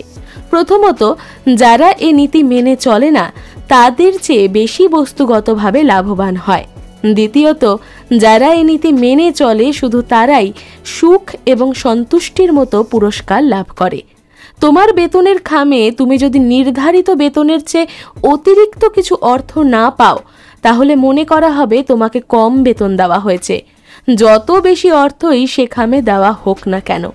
সম্প্রতি আমার স্ত্রী সাধারণ পাঠাগার থেকে আমার পড়ার জন্য একটি বই নিয়ে এলেন। বইটির নাম ছিল observation, every man his own university, IPBV Russell H. Conwell. হঠাৎ আমি বইটি খুলে এভরি ম্যানস ইউনিভার্সিটি নামক অধ্যায়টি পড়তে শুরু করলাম। পড়তে পড়তে প্রথমেই আমার মনে এমন ভাবের উদয় হলো যে বইটি তুমি সাধারণ পাঠাগারে গিয়ে সম্পূর্ণটাই পড়ে ফেলো। কিন্তু দ্বিতীয়বার চিন্তা করে ভাবলাম আমি এটা পড়ব না, বরং এটাই বলবো তুমি বইটি একেবারে কিনে ফেলো এবং শুধু একবার নয়, শতবার পড়ো। কারণ এমনভাবে বইটির পাঠ্যক্রম প্রণয়ন করা হয়েছিল যেন এই সকল উদ্দেশ্যেই বইটি লেখা হয়েছিল। আমি যেরকম পড়তাম তার চেয়েও অনেক বেশি হৃদয়গ্রাহীভাবে বইটি লেখা হয়েছিল। এভরি ম্যানস ইউনিভার্সিটি অধ্যায়ের একটি উদ্ধৃতি পড়লেই সম্পূর্ণ বইটিতে যে সকল স্বর্ণ ভাণ্ডারের মতো সত্যগুলো রয়েছে তার একটি ধারণা পাওয়া যায়। সাধারণত নারী, পুরুষ এবং নারী রাজ্যে পরিসরে সবকিছু দেখে। বুদ্ধিমানদের এর চেয়ে বেশি দূরের পরিসরে তাদের পারিপার্শ্বিক তাকে বুঝতে এবং জানতে হবে। কিন্তু পৃথিবীর সব উচ্চ বিদ্যালয় এককভাবে এ ধরনের পরামর্শ দিতে পারে না। এটা হচ্ছে আত্মসংস্কৃতির সুফল। প্রত্যেকেই নিজ থেকে তা অর্জন করতে হবে এবং এ কারণেই গভীর ও ব্যাপকভাবে কোনো কিছু পর্যবেক্ষণ করার শক্তি সেই সকল নারী পুরুষদের মধ্যে বেশি করে পাওয়া যায় যারা কোনোদিনই কোনো উচ্চ বিদ্যালয়ের ধারে কাছে যায়নি। শুধুমাত্র ইউনিভার্সিটি অফ হ্যাভার্ড-নকি হলো তাদের শিক্ষাদাতা। এই পাঠ্যক্রমের অংশ হিসেবে বইটি পড়তে হবে, কারণ এটা তোমাকে দর্শন এবং মনোবিদ্যা পড়ে লাভবান হতে তৈরি করবে এবং এর ওপর ভিত্তি করেই বইটির পাঠ্যক্রম প্রশস্ত করা হয়েছে। আমরা এখন এই আইনটি বিশ্লেষণ করব যার উপর ভিত্তি করে সম্পূর্ণ পাঠ্যক্রমটির ভিত্তি স্থাপন করা হয়েছিল। বিনিয়োগের বিপরীতে যার বৃদ্ধি করার উপায়। আমাদের বিশ্লেষণটি আমরা এভাবে শুরু করতে পারি। কিভাবে এই বিধিমালাটি জমি চাষিদের ক্ষেত্রে প্রকৃতি প্রয়োগ করেছে। চাষিরা সাবধানতার সাথে জমি চাষের জন্য প্রস্তুত করে, গমের বীজ বপন করে এবং অপেক্ষা করে কখন আয় বৃদ্ধি নিয়ম অনুসারে তার বপন করা বীজের ফসল এবং তার সঙ্গে আরও অনেক লাভ। কিন্তু আয় বৃদ্ধি পাওয়ার এ বিধি অনুযায়ী মানুষ ফলক্রমে ধ্বংস হয়ে যাবে, কারণ তার অস্তিত্বের জন্য জমিতে যথেষ্ট খাদ্য ফলাতে পারেনি। যতটুকু বীজ বোনা হয়েছে তার চেয়ে বেশি পরিমাণ ফসল তুলতে না পারলে কোনো সুবিধাই পাওয়া যাবে না। গমের জমি চাষের বিষয় থেকে পাওয়া এই প্রাকৃতিক সংকেতটি আমরা যথাযথভাবে মেনে দেখতে পারি। আয় বৃদ্ধি করার নিয়ম অনুযায়ী কিভাবে এটা কাজে লাগিয়ে আমাদের বিনিয়োগ করা প্রচেষ্টার অধিক লাভ করা যায়। প্রথমত এই কথাটার ওপর আমাদের জোর দেওয়া যায় যে এই বিধিতে কোনো প্রকার চোরা যুক্তি বা চতুরতা নেই। মনে হয় খুব অল্প সংখ্যক লোক এই মহাসত্যটি এখনো শেখেনি। এর বিপরীতে প্রচুর লোক পাওয়া যায় যারা তাদের সমস্ত প্রচেষ্টা কাজে লাগিয়ে দেখেছে কিছুই বিনিয়োগ না করে কিছুটা পাওয়া যায় কিনা, অথবা কিছুটা পাওয়া যায় যার মূল্য এর প্রকৃত মূল্যের চেয়ে কম। আয় বৃদ্ধির বিধিগুলো সম্পর্কে এটা আমাদের শেষ পরামর্শ নয়, কারণ সাফল্য শব্দটির ব্যাপক অর্থ বোঝার বিষয়টা কোনোভাবেই শেষ করা যায় না। শেষ পর্যন্ত কোনো কিছুতেই কিছু আসে যায় না। যে পরাজয়ে বর্তমানে তোমার হৃদয়টা ভেঙে গেছে, ভবিষ্যতে এটাই তোমার জীবন সমুদ্রের অন্যান্য অভিজ্ঞতার ঢেউয়ে মৃদু আঘাত হানবে। আয় বৃদ্ধি করার বিধিমালার একটি আকর্ষণীয় ও লক্ষণীয় বিষয় হলো যে যথাসম্ভব বেশি পরিমাণ আয় করা। এমন সেবা গ্রহীতারা এ সেবাটি ক্রয় করবে। এই মন্তব্যটি প্রমাণ করতে আমরা হেনরি জোর্জের বিখ্যাত প্রতিদিন $5 ন্যূনতম বেতন শীর্ষক বইটি পড়ে উপকার পেতে পারি। বইটি কয়েক বছর পূর্বে প্রকাশিত হয়েছিল। যারা বিষয়টির সাথে পরিচিত তারা বলেন যে এই সর্বনিম্ন বেতন কাঠামোর বইটি যখন মিস্টার ফোর্ড প্রকাশ করেছিলেন তখন তিনি এমন জনহিতৈষী ব্যক্তির ভূমিকা পালন করেননি, বরং তিনি চেয়েছিলেন একটি সুষ্ঠু ব্যবসার পরিকল্পনা যা তাকে ডলার এবং সুনাম অর্জনে ব্যাপক পরিমাণে বাড়াতে সাহায্য করেছিল, এবং এ একক কর্মপন্থাটি ফোর্ড স্থাপনার অন্য যে কোনো কর্মপন্থার চেয়ে উন্নত ছিল। গড়পড়তার চেয়ে বেশি পারিশ্রমিক স্রোত করে তিনি গড়পড়তার চেয়ে বেশি এবং উন্নত মানের সেবা পেয়েছিলেন। সর্বনিম্ন বেতন প্রদান নীতিটির প্রচলন করে মিস্টার ফোর্ড সবচেয়ে ভালো মানের কর্মী জোগাড় করেন এবং তার নিম্ন কারখানার কাজের সুযোগগুলির উপর এই বিষয়ে আমার কাছে কোনো প্রাথমিক অঙ্ক নেই, কিন্তু যথেষ্ট আনুমানিক কারণ রয়েছে যে মিস্টার ফোর্ড এই নীতি অনুসরণ করে প্রতি $5 ব্যয় করে কমপক্ষে $7.05 মূল্যের কম সেবা পেতেন। আমাকে এই কথাটাও বিশ্বাস করতে হয়েছে যে এই নীতির ফলে মিস্টার ফোর্ড তত্ত্বাবধান বাবদ খরচের অঙ্ক কমাতে পেরেছেন, কারণ তার কারখানায় কাজ পাওয়া এতই কাঙ্ক্ষিত ছিল যে প্রত্যেক কর্মী নিম্নমানের কাজের ফলে চাকরি হারানোর অংশীদার থাকত। অন্যান্য চাকরিদাতাগণ কর্মচারীদের কাছ থেকে আশানুরূপ কাজ না পাওয়ার জন্য মূল্যবান তত্ত্বাবধান কার্যের ওপর নির্ভরশীল ছিলেন এবং তারা সে অনুযায়ী ব্যয় করতেন। মিস্টার ফোর্ড তার কারখানার কর্মচারীদের অতিরিক্ত প্রণোদনা দিয়ে কম খরচ করে এর সমান বা এর চেয়ে বেশি সেবা লাভ করতেন। মিস্টার মার্শাল ফিল্ড এর সময়ের একজন নেতৃস্থানীয় ব্যবসায়ী ছিলেন। বর্তমানে শিকাগোতে অবস্থিত বিখ্যাত প্রতিষ্ঠানটি তার দক্ষতার স্তম্ভ হিসেবে পরিচিত, আর বেশি পাবার বিধিমালা অনুসরণ করাতেই এটা সম্ভব হয়েছিল। একবার একজন ক্রেতা রেল স্টোর থেকে একটি দামি কোমর বন্ধনী কিনেছিলেন, কিন্তু কোনো কারণে তিনি এটা পরেননি। 2 বছর পর ভদ্রমহিলা বন্ধনীটি বিয়ের উপহার হিসেবে তার ভাগ্নিকে দিলেন। তার ভাগ্নি খুবই ঝামেলাহীনভাবে এটা ফিল্ড স্টোরে ফেরত দিয়ে এর পরিবর্তে অন্যান্য সওদাপাতি কিনলেন। উল্লেখ করা যায় যে জিনিসটি 2 বছর থেকে বাইরে ছিল এবং ততদিনে এর ব্যবহার শৈলীরও পরিবর্তন হয়ে গেছে। এটা খুবই উল্লেখযোগ্য যে ফিল্ড স্টোর কর্তৃপক্ষ শুধু যে কোমর বন্ধনীটি ফেরতই নিয়েছিলেন তা নয়, কোনো বিতর্ক ছাড়াই এটা ফেরত নেওয়া হয়। অবশ্যই বাতিল হওয়া জিনিসটা অনেক দেরিতে ফেরত নিতে ফিল্ড স্টোরের কোনো নৈতিক বা আইনি বাধ্যবাধকতা ছিল না। এর জন্যই এরকম ব্যবসায়িক কর্মটি উল্লেখ করার মতো ছিল। বাতিলকৃত জিনিসটি প্রাথমিক দাম ছিল $50 এবং উচিত ছিল এটার মূল্য দরদাম করে হিসেব মতো যা পাওয়া যায় তাই গ্রহণ করা। কিন্তু মানবিক মূল্যবোধধারী একজন শিক্ষার্থী নিশ্চয়ই বুঝবেন যে বাতিল জিনিস গ্রহণ করে কিন্তু কর্তৃপক্ষ কিছুই হারায়নি, বরং এরকম ব্যবসায়িক লেনদেন করে যেভাবে লাভবান হয়েছে তা শুধু ডলারের হিসেবে মূল্যায়ন করা যায় না। যে ভদ্রমহিলা বাতিল জিনিসটি ফেরত দিয়েছিলেন তিনি জানতেন না যে তিনি এর বিনিময় মূল্যের কোনো রেয়াত বা ছাড় পাওয়ার যোগ্য ছিলেন না। কিন্তু এরকম লেনদেনের ফলাফলটি এখানেই শেষ হয়ে যায়নি, এটা মাত্র শুরু হয়েছিল। এর ফলে ভদ্রমহিলা প্রতিষ্ঠানটির একজন স্থায়ী ক্রেতা হলেন। এছাড়া তিনি এই সাময়িক আচরণের ঘটনাটি সর্বত্র ছড়িয়ে দিলেন। দীর্ঘদিন ধরে এই ঘটনাটি মহিলার মুখে ছিল এবং ফিল্ড স্টোর কর্তৃপক্ষ এই ঘটনার জন্য অনেক বেশি প্রচার লাভ করলেন, যা অন্য কোনোভাবে পাওয়া যেত না, এবং তাদের লাভের পরিমাণটি বাতিলকৃত জিনিসটির মূল্যের 10 গুণ ছিল। ফিল্ড স্টোরের এই সাফল্যটি মার্শাল ফিল্ডকে এতই অনুপ্রাণিত করল যে আয় বাড়ানোর বিধিমালাটি তিনি তার ব্যবসায় নীতির একটি নিয়মের অংশ হিসেবে গ্রহণ করলেন এবং ক্রেতারাই সবসময় সঠিক এই বিজ্ঞাপন বাণীটি গ্রহণ করলেন। যখন তুমি শুধুমাত্র তোমার যতটুকু পাও না তার বিনিময়ে ততটুকু কাজই করো, সেটা খুবই সাধারণ ঘটনা।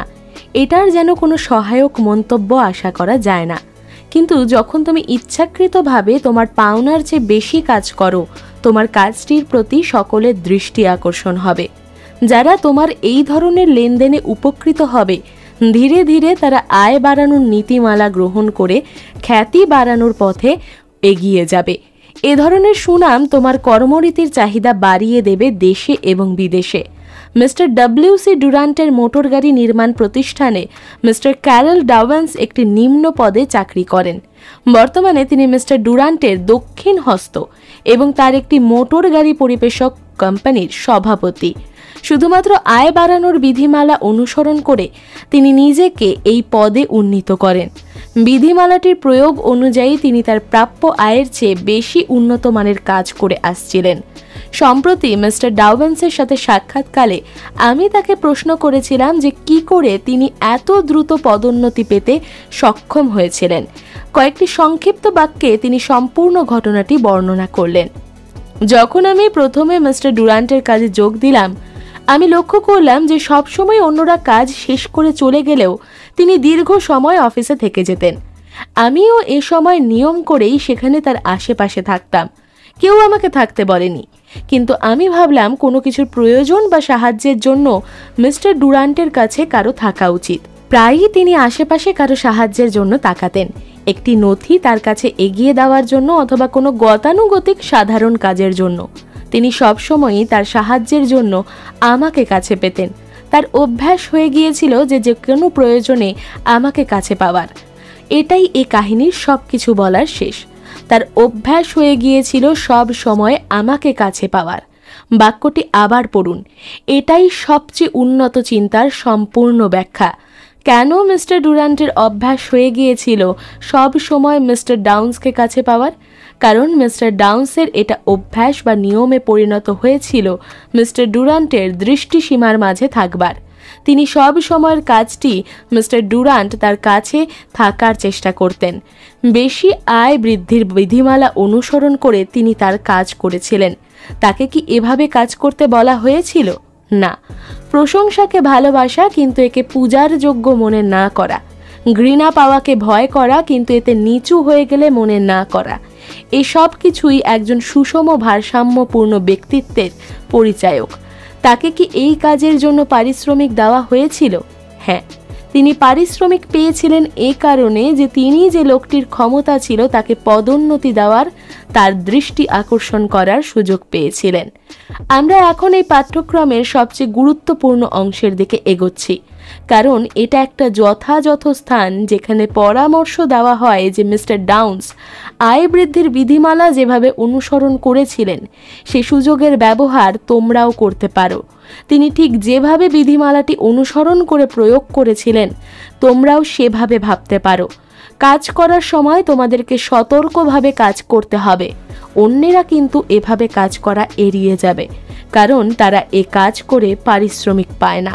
থামো, এ কথা বলো না, এমনকি এ চিন্তাও করো না যদি তোমার বিন্দু মাত্র ইচ্ছে থাকে সে পুরনো গুণে ধরা প্রভাত বাক্যটি বলতে। আমার চাকুরিদাতা কিন্তু অন্যরকম।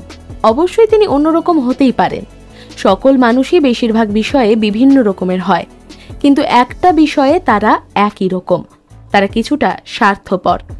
অনেক সময় এতটাই স্বার্থপর যে কেবল ডাউন্সের মতো লোককেও পছন্দের তালিকায় রাখতে পারে না, কারণ ডাউন্স তার নিজের ভাগ্যকে ওই সকল লোকেদের প্রতিযোগীদের সাথে ভাগাভাগি করে নিয়েছে। এই স্বার্থপরতাই তোমার কাছে কতটা সম্পদ হতে পারে, কিন্তু দায়িত্ব নয়। তুমি যদি বুদ্ধি বিবেচনা করে তোমাকে যে চাকুরি দান করেন তার কাছে তোমার প্রয়োজনীয়তা এমনভাবে উপস্থাপন করতে পারো যে তোমাকে ছাড়া তার চলে না। আমার পাওয়া পদোন্নতিগুলোর মাঝে সবচেয়ে সুবিধাজনক পদোন্নতি পেয়েছিলাম একটা ঘটনাকে কেন্দ্র করে। এটা ছিল গুরুত্বহীন এবং উল্লেখ করার মতো কিছু নয়। একদিন শনিবার বিকেলবেলা একজন আইনজীবী আমার কাছে এলেন। তার অফিস ছিল আমার চাকুরিদাতার অফিস ভবনের একই তলায়। তিনি আমার কাছে জানতে চাইলেন আমার কি কোনো সার্টিফিকেটের সাথে পরিচয় আছে যিনি তার কিছু কাজ সে বিনিময়ে করে দিতে পারেন। আমি উত্তর দিলাম যে আমাদের নিজস্ব সব সার্টিফিকেট বল খেলা দেখতে চলে গিয়েছে। আমি আরও বললাম তিনি আরও 5 মিনিট পরে কথাটি বললে আমিও চলে যেতাম, আমাকেও পেতেন না। আমি প্রস্তাব করলাম কিছুক্ষণ থেকে আমি তার কাজটি করে দিতে, কারণ বল খেলা দেখতে আমি যে কোনো দিন যেতে পারি, বরং তার কাজটি করে দেওয়া যাক। আমি তার কাজটি করে দিলাম। তিনি প্রশ্ন করলেন আমাকে কত পারিশ্রমিক দিতে হবে। আমি উত্তর দিলাম প্রায় $1000। শুধু তোমার জন্য এই অর্থ, কিন্তু তুমি ছাড়া অন্য কেউ হলে আমি কিছুই নিতাম না। তিনি হেসে আমাকে ধন্যবাদ দিলেন। এ কথা আমি বেশি ভাবিনি যে শুধু এক বিকেলের একটি কাজের জন্য তিনি আমাকে $1000 দেবেন, কিন্তু 6 মাস পরে তিনি এটাই করলেন, যখন ইতিমধ্যে আমি ঘটনাটা ভুলে গেছি। তিনি আবার একদিন আমাকে ডেকে জানতে চাইলেন আমি কত পারিশ্রমিক পাই। আমি উত্তর দেওয়ার পর তিনি আমাকে আগের পাওনা $1000 দিতে চাইলেন। আমি হেসে উত্তর দিলাম আমি তার জন্য যে কাজ করে দিয়েছি সেটার জন্যই আমি পারিশ্রমিক নেব। তিনি এটা পরিশোধ করলেন, কিন্তু অন্যভাবে।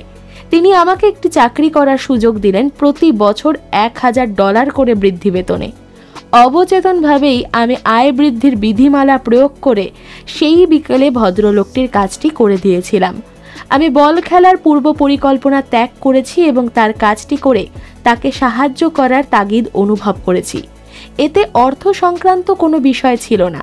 সেদিন শনিবারের বিকেলটি আমার অবকাশের সময় ছিল। এটা নষ্ট করা আমার কোনো দায়িত্ব ছিল না। তবে করেছি আমার অধিকারের সুবিধার জন্য।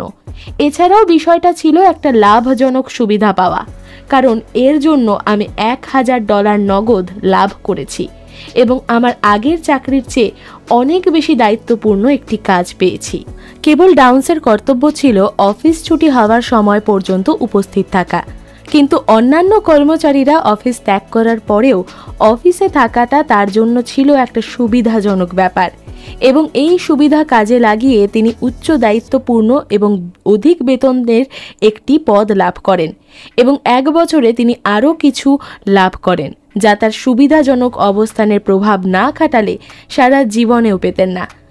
25 বছরের বেশি কাল ধরে আমি এই সুবিধা প্রয়োগ করে কাজ করার চেষ্টা করে আসছি, কিভাবে আমাদের প্রাপ্য পারিশ্রমিকের তুলনায় বেশি কাজ করতে পারি।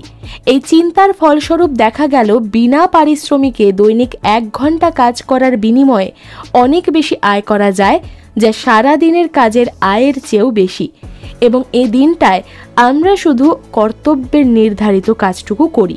তিনি শিক্ষিত ব্যক্তি যিনি জানেন কিভাবে তার সহযোগীদের অধিকার খর্ব না করে তার আকাঙ্ক্ষিত সব কিছুই পাওয়া যেতে পারে। শিক্ষা মানুষের অন্তর থেকে আসে, সংগ্রাম, চেষ্টা এবং চিন্তাধারা থেকে এটা অর্জন করা যায়। আয় বাড়ানোর বিধিমালা আমার আবিষ্কার করা কিছু নয়, এমনকি প্রাপ্য পারিশ্রমিকের চেয়ে বেশি পরিমাণ ও উন্নত মানের কাজ করা বিধিমালাটিও আমি আবিষ্কার করি বলে দাবি করছি না এবং এটাকে প্রথম বিধিমালাটির ব্যবহারের মাধ্যম বলে মনে করছি না। আমি বহু বছরের সতর্ক পর্যবেক্ষণের পর শুধুমাত্র বিধিমালাগুলোকে যথাযথ মনে করছি। এগুলো সাফল্যের পথে সহায়ক এবং তাদের গুরুত্ব বোঝার পর তুমিও এই বিধিমালাগুলো যথাযথ মনে করবে। এখন তুমি একটি পরীক্ষার মাধ্যমে বিষয়টির যথার্থতা যাচাই করতে পারো। এটা করে তুমি আবিষ্কার করে বুঝতে পারবে কতটুকু চেষ্টা করার শক্তি তোমার রয়েছে, যা তুমি জানতে না। অবশ্য তোমাকে আমি সাবধান করছি, পরীক্ষণটি এমনভাবে চেষ্টা করো না যেভাবে কোনো একজন মহিলা বাইবেল গ্রন্থের শিক্ষা অনুযায়ী করতে চেষ্টা করেছিলেন। সেখানে অনেকটা এভাবে বলা হয়েছিল যে যদি তোমার বিশ্বাস একটি সরিষা কণার মতো থাকে এবং একটি পর্বতকে সরে। মহিলাটি একটি উচ্চ পর্বতের পাশে বাস করতেন। তার সামনের দরজা থেকে তিনি যা দেখতে পেতেন। এক রাতে তিনি ঘুমোতে যাওয়ার আগে পর্বতকে নিজে নিজে দূরে কোথাও সরে যেতে আদেশ দিলেন। পরের দিন সকালে তিনি বিছানা থেকে লাফ দিয়ে বের হয়ে দেখলেন পর্বতটি সেখানে রয়েছে। তখন তিনি বললেন, আমি যেরকম আশা করেছিলাম, আমি জানতাম পর্বতটি এখানেই থাকবে। আমি তোমাকে বলতে চাই, তুমি সম্পূর্ণ বিশ্বাস নিয়ে এই পরীক্ষাটি করে দেখো, দেখবে এটা তোমার সারা জীবনের একটি মোড় ঘোরানো বিন্দু হয়ে থাকবে। এই পরীক্ষণের বিষয়টিকে মনে করবে তোমার সাফল্যের মন্দিরের পাশে দাঁড়ানো একটি পর্বতকে সরানো, কিন্তু তুমি নিজে পর্বতটি না সরালে সাফল্যের মন্দিরটি দাঁড়াতে পারবে না। আমি যে পর্বতটির কথা বলতে চাচ্ছি তা তুমি কখনো দেখতে পাবে না, কিন্তু এটা একইভাবে তোমার পথ আগলে দাঁড়িয়ে থাকবে যতক্ষণ না তুমি এটাকে খুঁজে বের করে সরাতে পারবে। তুমি প্রশ্ন করতে পারো যে পর্বতটি বলতে আসলে কি বোঝাতে চাইছে। আমি বলবো, এটা এমন একটি অনুভব বা ভাবনা যে তোমার সব ধরনের কাজের বাস্তব মূল্য পাওয়া পর্বত তোমাকে বঞ্চিত করছে। সে ভাবনাগুলো অবচেতনভাবেই প্রকাশ পেতে পারে, আর তোমার সাফল্যের পথগুলো যা তুমি লক্ষ্য করোনি তাও নষ্ট করে দিতে পারে। নিচু স্তরের মানব ধর্ম অনুযায়ী এই ভাবনাটি বহিঃপ্রকাশ অনেকটা এভাবে হতে পারে, আমাকে এই কাজ করার জন্য কোনো পারিশ্রমিক দেওয়া হয় না, আমি এরকম কাজ করলে শূন্যতায় ভরে উঠব। তুমি বুঝতে পারছো তোমার কাছে কি ধরনের উদাহরণ দেওয়া হচ্ছে? আমি এই সকল উদাহরণ বহুবার দেখে এসেছি, কিন্তু তুমি কখনো এ ধরনের একটি লোকের দেখাও পাওনি যিনি সফল হয়েছেন, এবং তুমিও হবে না। সফলতাকে আকর্ষণ করতে হলে আইন সম্পর্কে বোঝাপড়া এবং তার প্রয়োগ অবশ্যই করণীয়। সে আইনগুলো মাধ্যাকর্ষণ শক্তির আইনটির মতো অপরিবর্তনীয়। এগুলো একপাশে ধরে রাখা যায় না এবং একটি বারের মতো আটকে রাখা যায় না।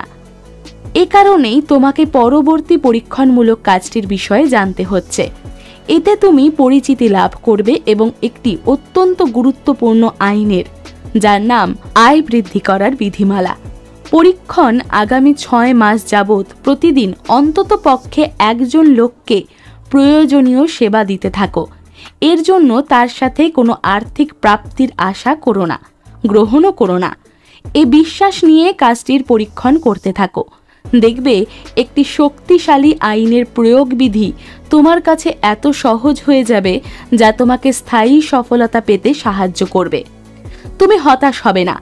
এ সেবা কর্মটি বিভিন্নভাবে প্রয়োগ করে দেখতে পারো। উদাহরণস্বরূপ, এ সেবা কর্মটি তুমি একা বা একাধিক সুনির্দিষ্ট লোকের সাথে প্রয়োগ করে দেখতে পারো। যে সকল কাজ তুমি অফিস সময়ের পরে করো সেগুলো করে তুমি তোমার চাকুরিদাতাকেও সেবা দিতে পারো। এছাড়া এই সকল সেবা তুমি এমন কাউকেও দিতে পারো যারা সম্পূর্ণ আগন্তুক এবং তাদের পুনরায় দেখা পাবার আশা করো না। এতদিন যাবৎ তুমি কাদেরকে এরকম সেবা দিয়ে এসেছো তাতে কিচ্ছু যায় আসে না, কারণ সেবাটা তুমি তোমার সম্পূর্ণ নিজের ইচ্ছায় এবং শুধুমাত্র অপরের উপকারের জন্য দিয়ে এসেছো। তুমি যদি সুস্থ মনে এ পরীক্ষণটি করতে পারো, তুমি দেখবে যে অন্যান্য যারা কিসের ওপর ভিত্তি করে এই আইনটা প্রচলিত হয়েছে তার সাথে পরিচিত, তারাই নতুনভাবে আবিষ্কার করবে পুরস্কার পাবার যন্ত্রণা ছাড়া সেবার প্রদান না করার চেয়ে বেশি ভালো হচ্ছে। ক্ষতিপূরণ ব্যতীত তুমি আর সেবা দিতে পারছো না। ইমারসন বলেছেন, উৎস এবং ফলাফল, পদ্ধতি এবং পরিণতি, বীজ এবং ফল এগুলো বিচ্ছিন্ন করা যায় না, কারণ ফলাফল উৎসের মাঝেই নিহিত থাকে। পরিণতি আগে থেকেই পদ্ধতির মাঝে থাকে এবং ফল থাকে বীজের মধ্যে।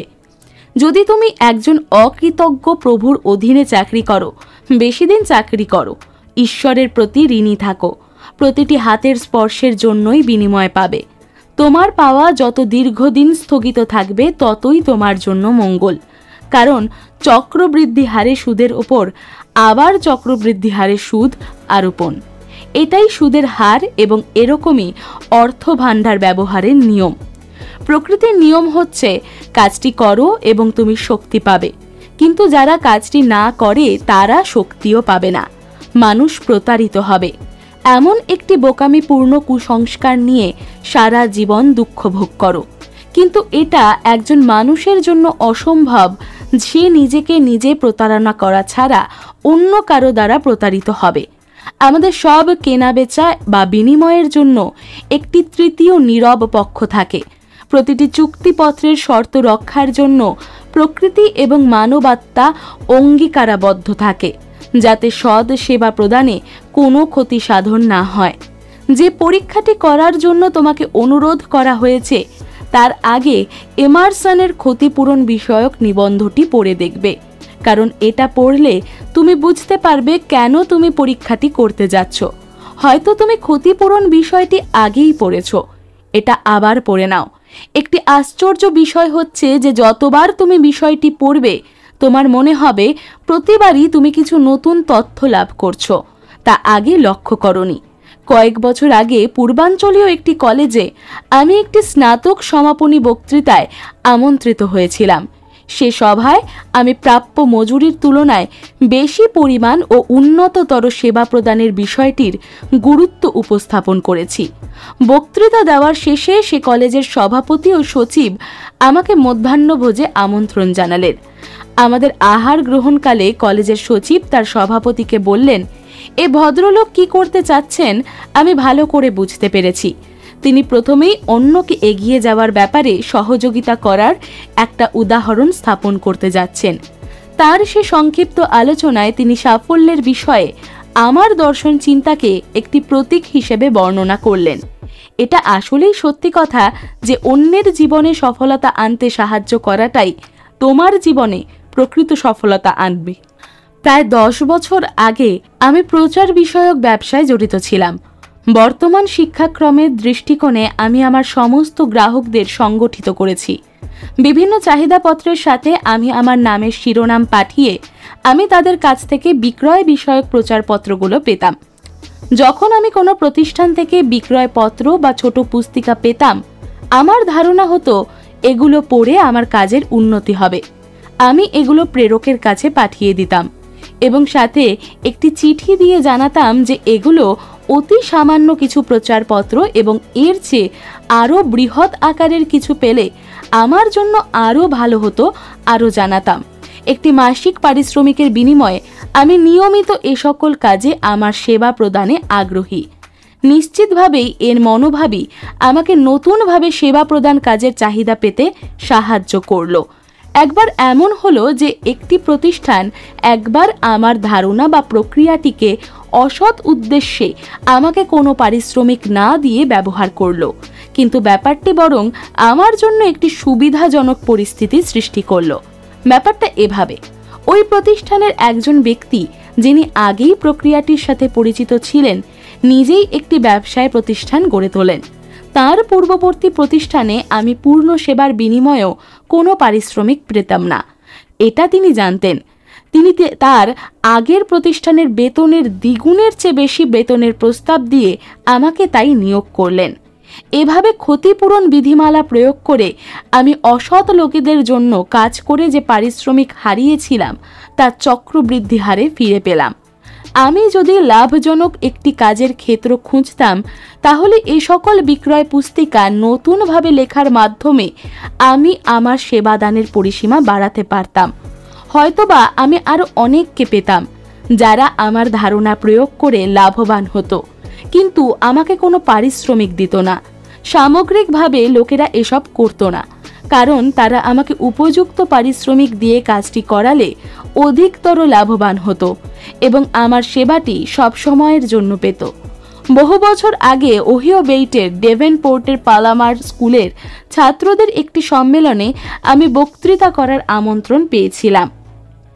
আমার ব্যবস্থাপক সে আমন্ত্রণটি গ্রহণের বিনিময়ে সেই সময়ের রীতি অনুযায়ী আমার জন্য বক্তৃতা দেওয়া এবং ভ্রমণ খরচ বাবদ $100 পাওয়ার ব্যবস্থা করেছিলেন। আমি যখন ডেভেনপোর্ট পৌঁছালাম, একটি অভ্যর্থনা কমিটি আমাকে যে উষ্ণ সংবর্ধনা দিল তা আমি আমার গণমানুষের সঙ্গী জীবনে কখনো পাইনি। আমি অনেক প্রীতিময় মানুষের সাক্ষাৎ পেয়েছিলাম, যাদের কাছে আমি অনেক মূল্যবান শিক্ষা পেয়েছিলাম। স্কুল কর্তৃপক্ষ যখন আমাকে আমার পারিশ্রমিক বাবদ চেক দিতে গেল, আমি চেকটি নিলাম না, কারণ চেকটির মূল্য থেকে অনেক বেশি মূল্যবান জিনিস আমি তাদের কাছ থেকে পেয়েছিলাম। আমি চেকটি গ্রহণ না করে শিকাগোতে আমার অফিসে ফিরে এলাম।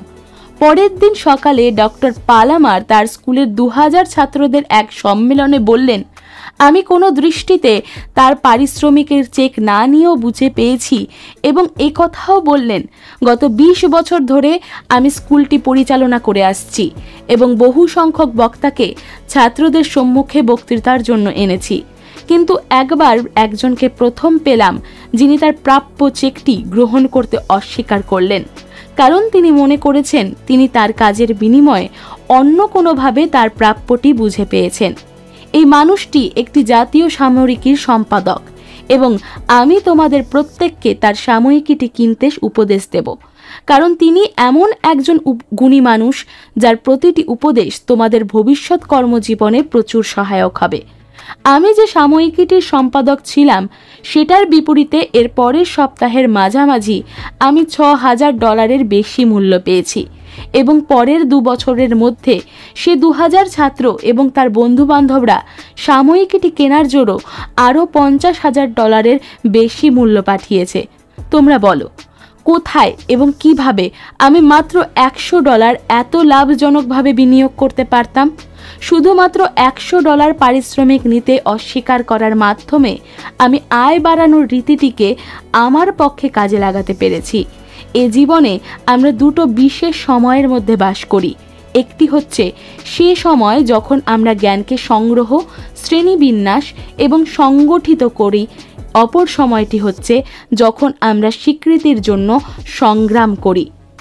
আমাদের এমন কিছু শেখা উচিত যা আয়ত্ত করতে প্রচুর চেষ্টার প্রয়োজন হয়, কিন্তু বেশিরভাগ মানুষই প্রথমেই কর্মক্ষেত্রে ঢোকার চেষ্টা করে।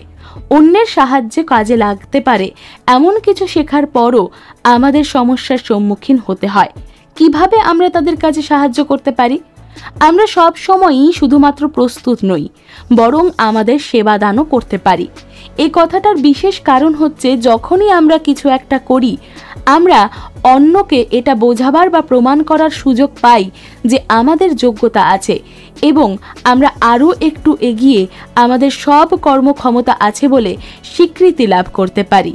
এই কথা বলা ঠিক নয়, তুমি তোমার টাকার রং দেখাও, এখন আমি বলবো আমি কি করতে পারি। বাক্যটি পরিবর্তন করে বরং বলো, আমার সেবার রং বা ধরন তোমাকে দেখাতে দাও, যাতে আমি তোমার টাকার রং দেখতে পারি। যদি তুমি আমার সেবার মান পছন্দ করো। 1971 সালে প্রায় 50 বছর বয়সের একজন মহিলা সপ্তাহে $15 পারিশ্রমিকের বিনিময়ে স্টেনোগ্রাফারের কাজ করেছিলেন। তার পারিশ্রমিকের হার দেখে মনে হচ্ছিল এই কর্মে তার কোনো দক্ষতা ছিল না। এখন এই পরিবর্তনটি লক্ষ্য করো। গত বছর একই মহিলা বক্তৃতা মঞ্চের আয় থেকেই $1 লাখ উপরে উপার্জন করেন। দুরকম উপার্জনের এই গভীর ব্যবধানের বিষয়টি কি হতে পারে? তুমি প্রশ্ন করতে পারো এবং আমি উত্তর দিচ্ছি। কারণটি হচ্ছে, সে মহিলা যতটুকু সেবাদান করেছিলেন তার চেয়ে অনেক বেশি পরিমাণ এবং উন্নত মানের সেবা দিয়ে আয় বাড়ানোর বিধিগুলির সাহায্য নিয়েছিলেন। অপরকে সাথে নেওয়া ব্যতীত কোনো ব্যক্তি খ্যাতি বা ভাগ্যের দেখা পেতে পারে না, এটা কোনোভাবেই সম্ভব নয়। এই মহিলা বর্তমানে সারা দেশে একজন প্রায়োগিক মনোবিজ্ঞানের বিশিষ্ট বক্তা। আর তোমাদের আমি বোঝাতে চাই কি করে তিনি আয় বাড়ানোর বিধিমালাগুলোর উন্নতি করেন। প্রথমে তিনি একটি শহরে গিয়ে 15টি বক্তৃতামালায় অংশগ্রহণ করেন। সবাই ইচ্ছে করলে সেগুলোতে কোনো মূল্য ছাড়াই উপস্থিত হতে পারত। এই 15টি বক্তৃতা দানের সময় তিনি শ্রোতাদের বললেন যে কিছু শিক্ষার্থী নিয়ে তিনি একটি ক্লাস পরিচালনা করবেন এবং প্রত্যেকের কাছ থেকে $25 করে সম্মানী নেবেন। এটাই ছিল তার একমাত্র পরিকল্পনা। মহিলাটি বছরখানেক কাজ করে তার ভাগ্য পরিবর্তন করতে সক্ষম হলেন। অথচ এখন তার চেয়েও অভিজ্ঞ এবং যোগ্যতর বক্তারা ছিলেন, যারা তাদের বক্তৃতা আয়োজনের খরচও তুলতে পারেননি, কারণ তারা এখনো পর্যন্ত এই শিক্ষাক্রমের প্রাথমিক বর্ণনাগুলোর সাথে সম্যক পরিচিত হয়ে ওঠেননি, যা নাকি সেই মহিলা পেরেছিলেন। এখন আমি তোমাদের এখানেই থামতে বলবো এবং একটি প্রশ্নের উত্তর চাইব।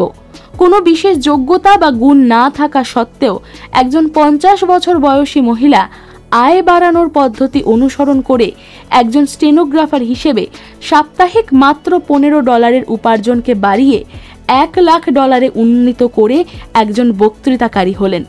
তোমরা কেন একই বিধিমালা অনুসরণ করে বর্তমানে তোমাদের না থাকা সুবিধাগুলো ভোগ করতে পারবে না? এ প্রশ্নটির উত্তর যেরকমভাবে দেওয়া উচিত, তার আগে এই শিক্ষাক্রমটির শেষাংশে কি আছে তা নিয়ে ভেবো না। তুমি পৃথিবীতে একটা যোগ্য স্থান পাওয়ার জন্য বিনীত অথবা মনে প্রাণে সংগ্রাম চালিয়ে যাচ্ছ। হয়তো তুমি তোমার সাফল্য পাওয়ার জন্য তোমার সর্বোচ্চ চেষ্টা প্রয়োগ করছো এবং সে চেষ্টার সাথে আয় বাড়ানোর বিধিমালা ব্যবহার করছো। এ কারণে তোমার নিজের কাছে খুঁজে দেখতে হবে কিভাবে সর্বতোভাবে এ বিধিমালা প্রয়োগ করে এর সুবিধাগুলো ভোগ করতে পারো। এখন সেই প্রশ্নটির কাছে ফিরে যাও এবং আমি নিশ্চিত যে তুমি ব্যাপারটি হালকাভাবে না নিয়ে বরং এর উত্তরটি জানার চেষ্টা করবে। অন্য কথায়, এখানে কোনো ভুল নেই যে তুমি এমন একটি প্রশ্নের মুখোমুখি হচ্ছ যা তোমার ভবিষ্যৎকে মারাত্মকভাবে প্রভাবিত করে। যদি তুমি এটা এড়িয়ে যাও তাহলে সেটা হবে তোমার দোষ। তুমি এই শিক্ষাক্রমটি পড়ার পর সরিয়ে রাখতে পারো এবং এর থেকে কোনো লাভ করার চেষ্টা না করে এটা করা যায়। কিন্তু মনে রেখো, এরকম করলে ভবিষ্যতে কখনো আর তুমি তোমার আয়নায় তোমাকে দেখতে পাবে না। এখন তোমার শুধুই মনে হবে তুমি ইচ্ছাকৃতভাবেই তোমার নিজেকে প্রতারিত করছো। হয়তো অকূটনৈতিকভাবে সত্য কথাটি বলা হলো, কিন্তু যখন তুমি সাফল্যের বিধিমালা শিক্ষাক্রমটি কিনেছিলে তখন তুমি চেয়েছিলে তুমি মূল বিষয়টি যেন জানতে পারো এবং তুমি কোনো ক্ষমার আবরণ না দিয়ে বিষয়টি জেনে যাচ্ছ। এই পাঠ্যক্রমটি পড়া শেষ করে আবার যখন এটি পুনরায় পড়বে এবং উদ্যোগ, নেতৃত্ব এবং প্রবল উৎসাহ বিষয়ক অধ্যায়টি পর্যালোচনা করবে, তখন তুমি সে বিষয়গুলো ভালোভাবে বুঝতে পারবে।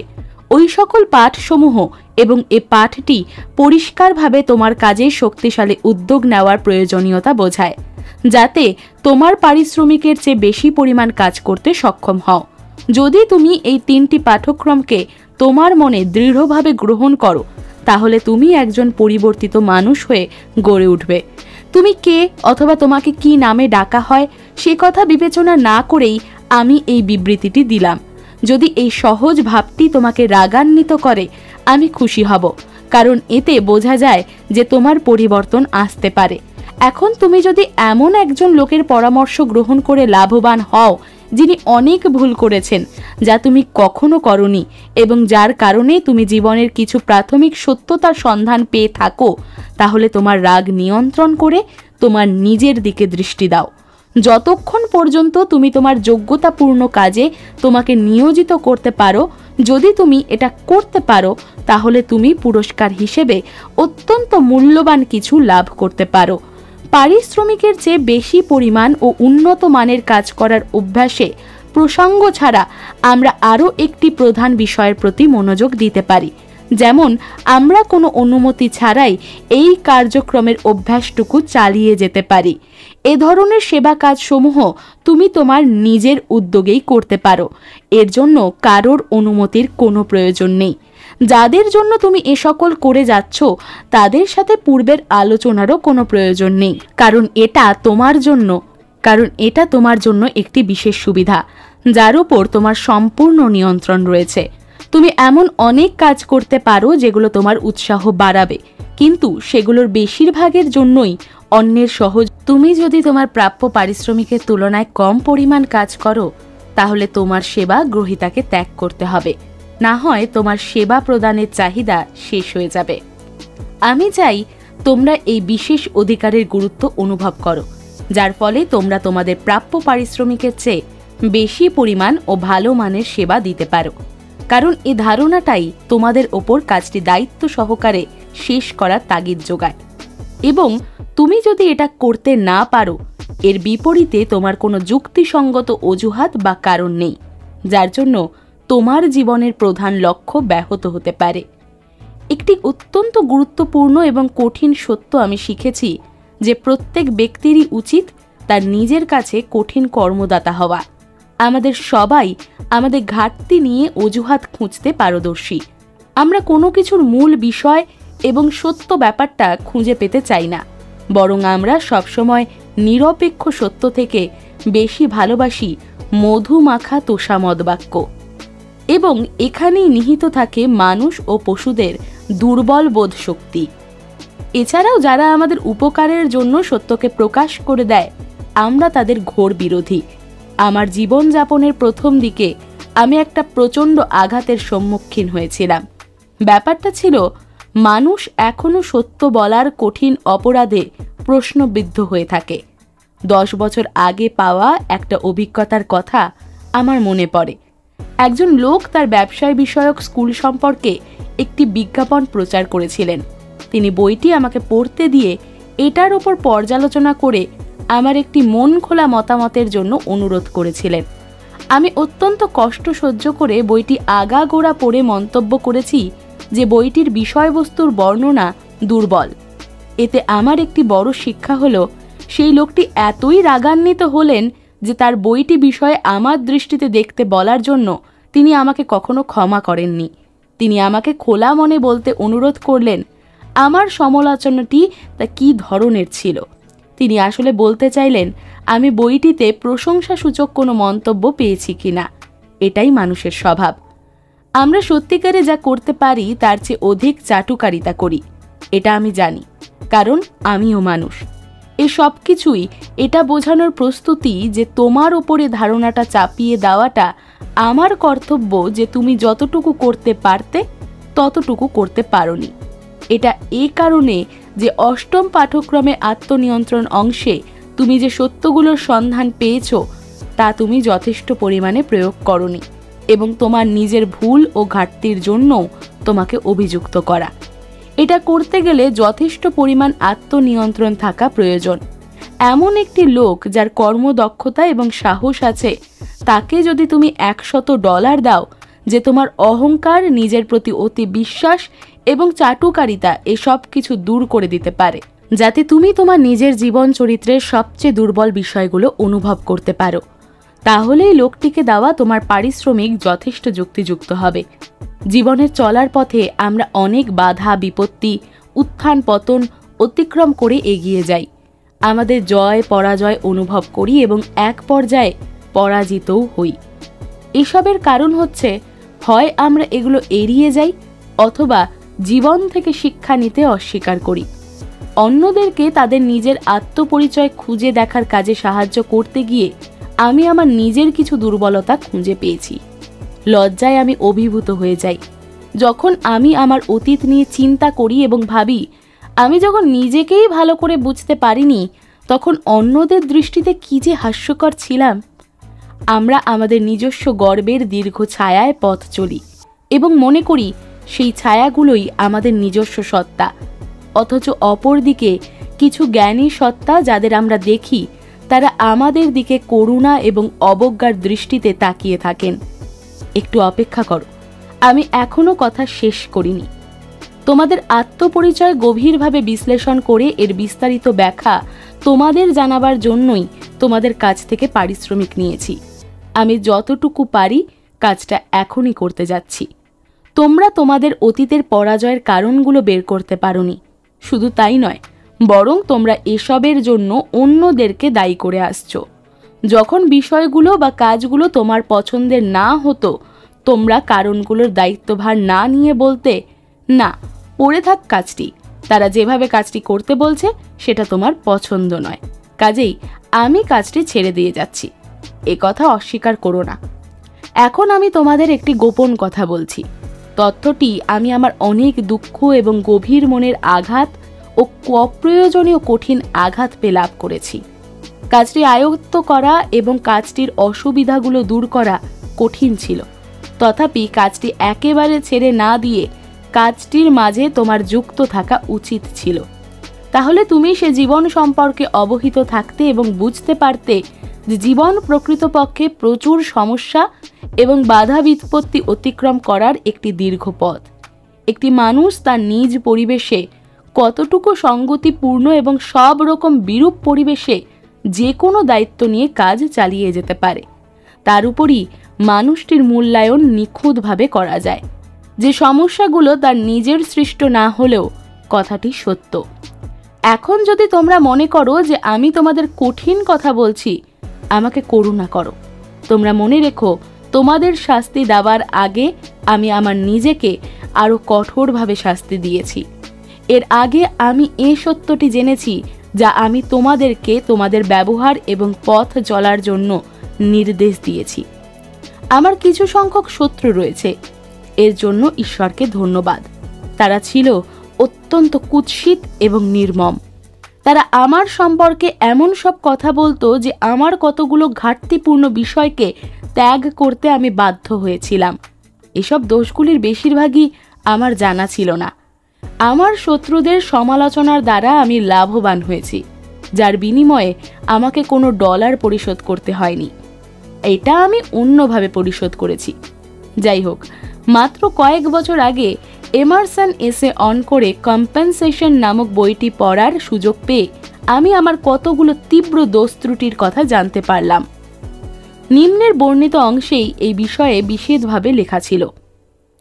আমার দুর্বলতা থেকে আমাদের শক্তি উৎপন্ন হয়। খোঁচা খাওয়া, আঘাত পাওয়া এবং ক্ষতবিক্ষত না হওয়া পর্যন্ত আমাদের ভেতর বিরক্তি বা ক্ষোভ উৎপন্ন হয় না। এ ক্ষোভেরই পরিণতি হচ্ছে গোপন শক্তির উৎস। মহৎ লোকেরা সর্বদাই ছোট হয়ে থাকতে চান।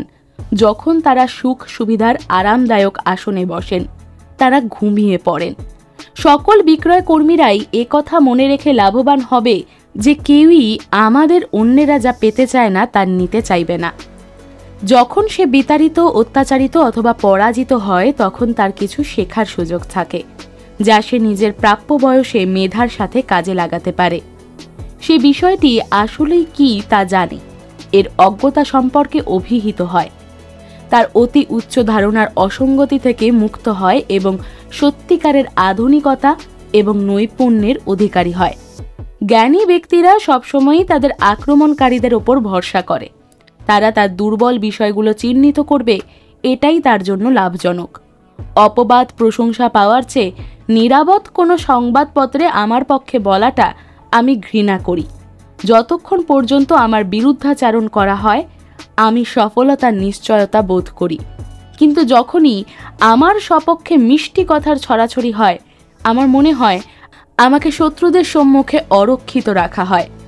অমর ইমারসনের দার্শনিক তত্ত্বটি পড়ে দেখো, কারণ এটা একটা পরিবর্তিত শক্তি হিসেবে কাজ করবে যা তোমার ধাতুকে শীতল করবে এবং তোমাকে জীবনযুদ্ধে প্রস্তুত করবে, যেভাবে কার্বন ইস্পাতকে শীতল করে। যদি তুমি একজন অত্যন্ত তরুণ ব্যক্তি হও তোমাকে এই বিষয়টি অনেক বেশি করে পড়তে হবে, কারণ এই দর্শন চিন্তাটি আত্মস্থ এবং প্রয়োগ করার জন্য তোমাকে বহু বছরের কঠোর বাস্তব অভিজ্ঞতার প্রয়োজন।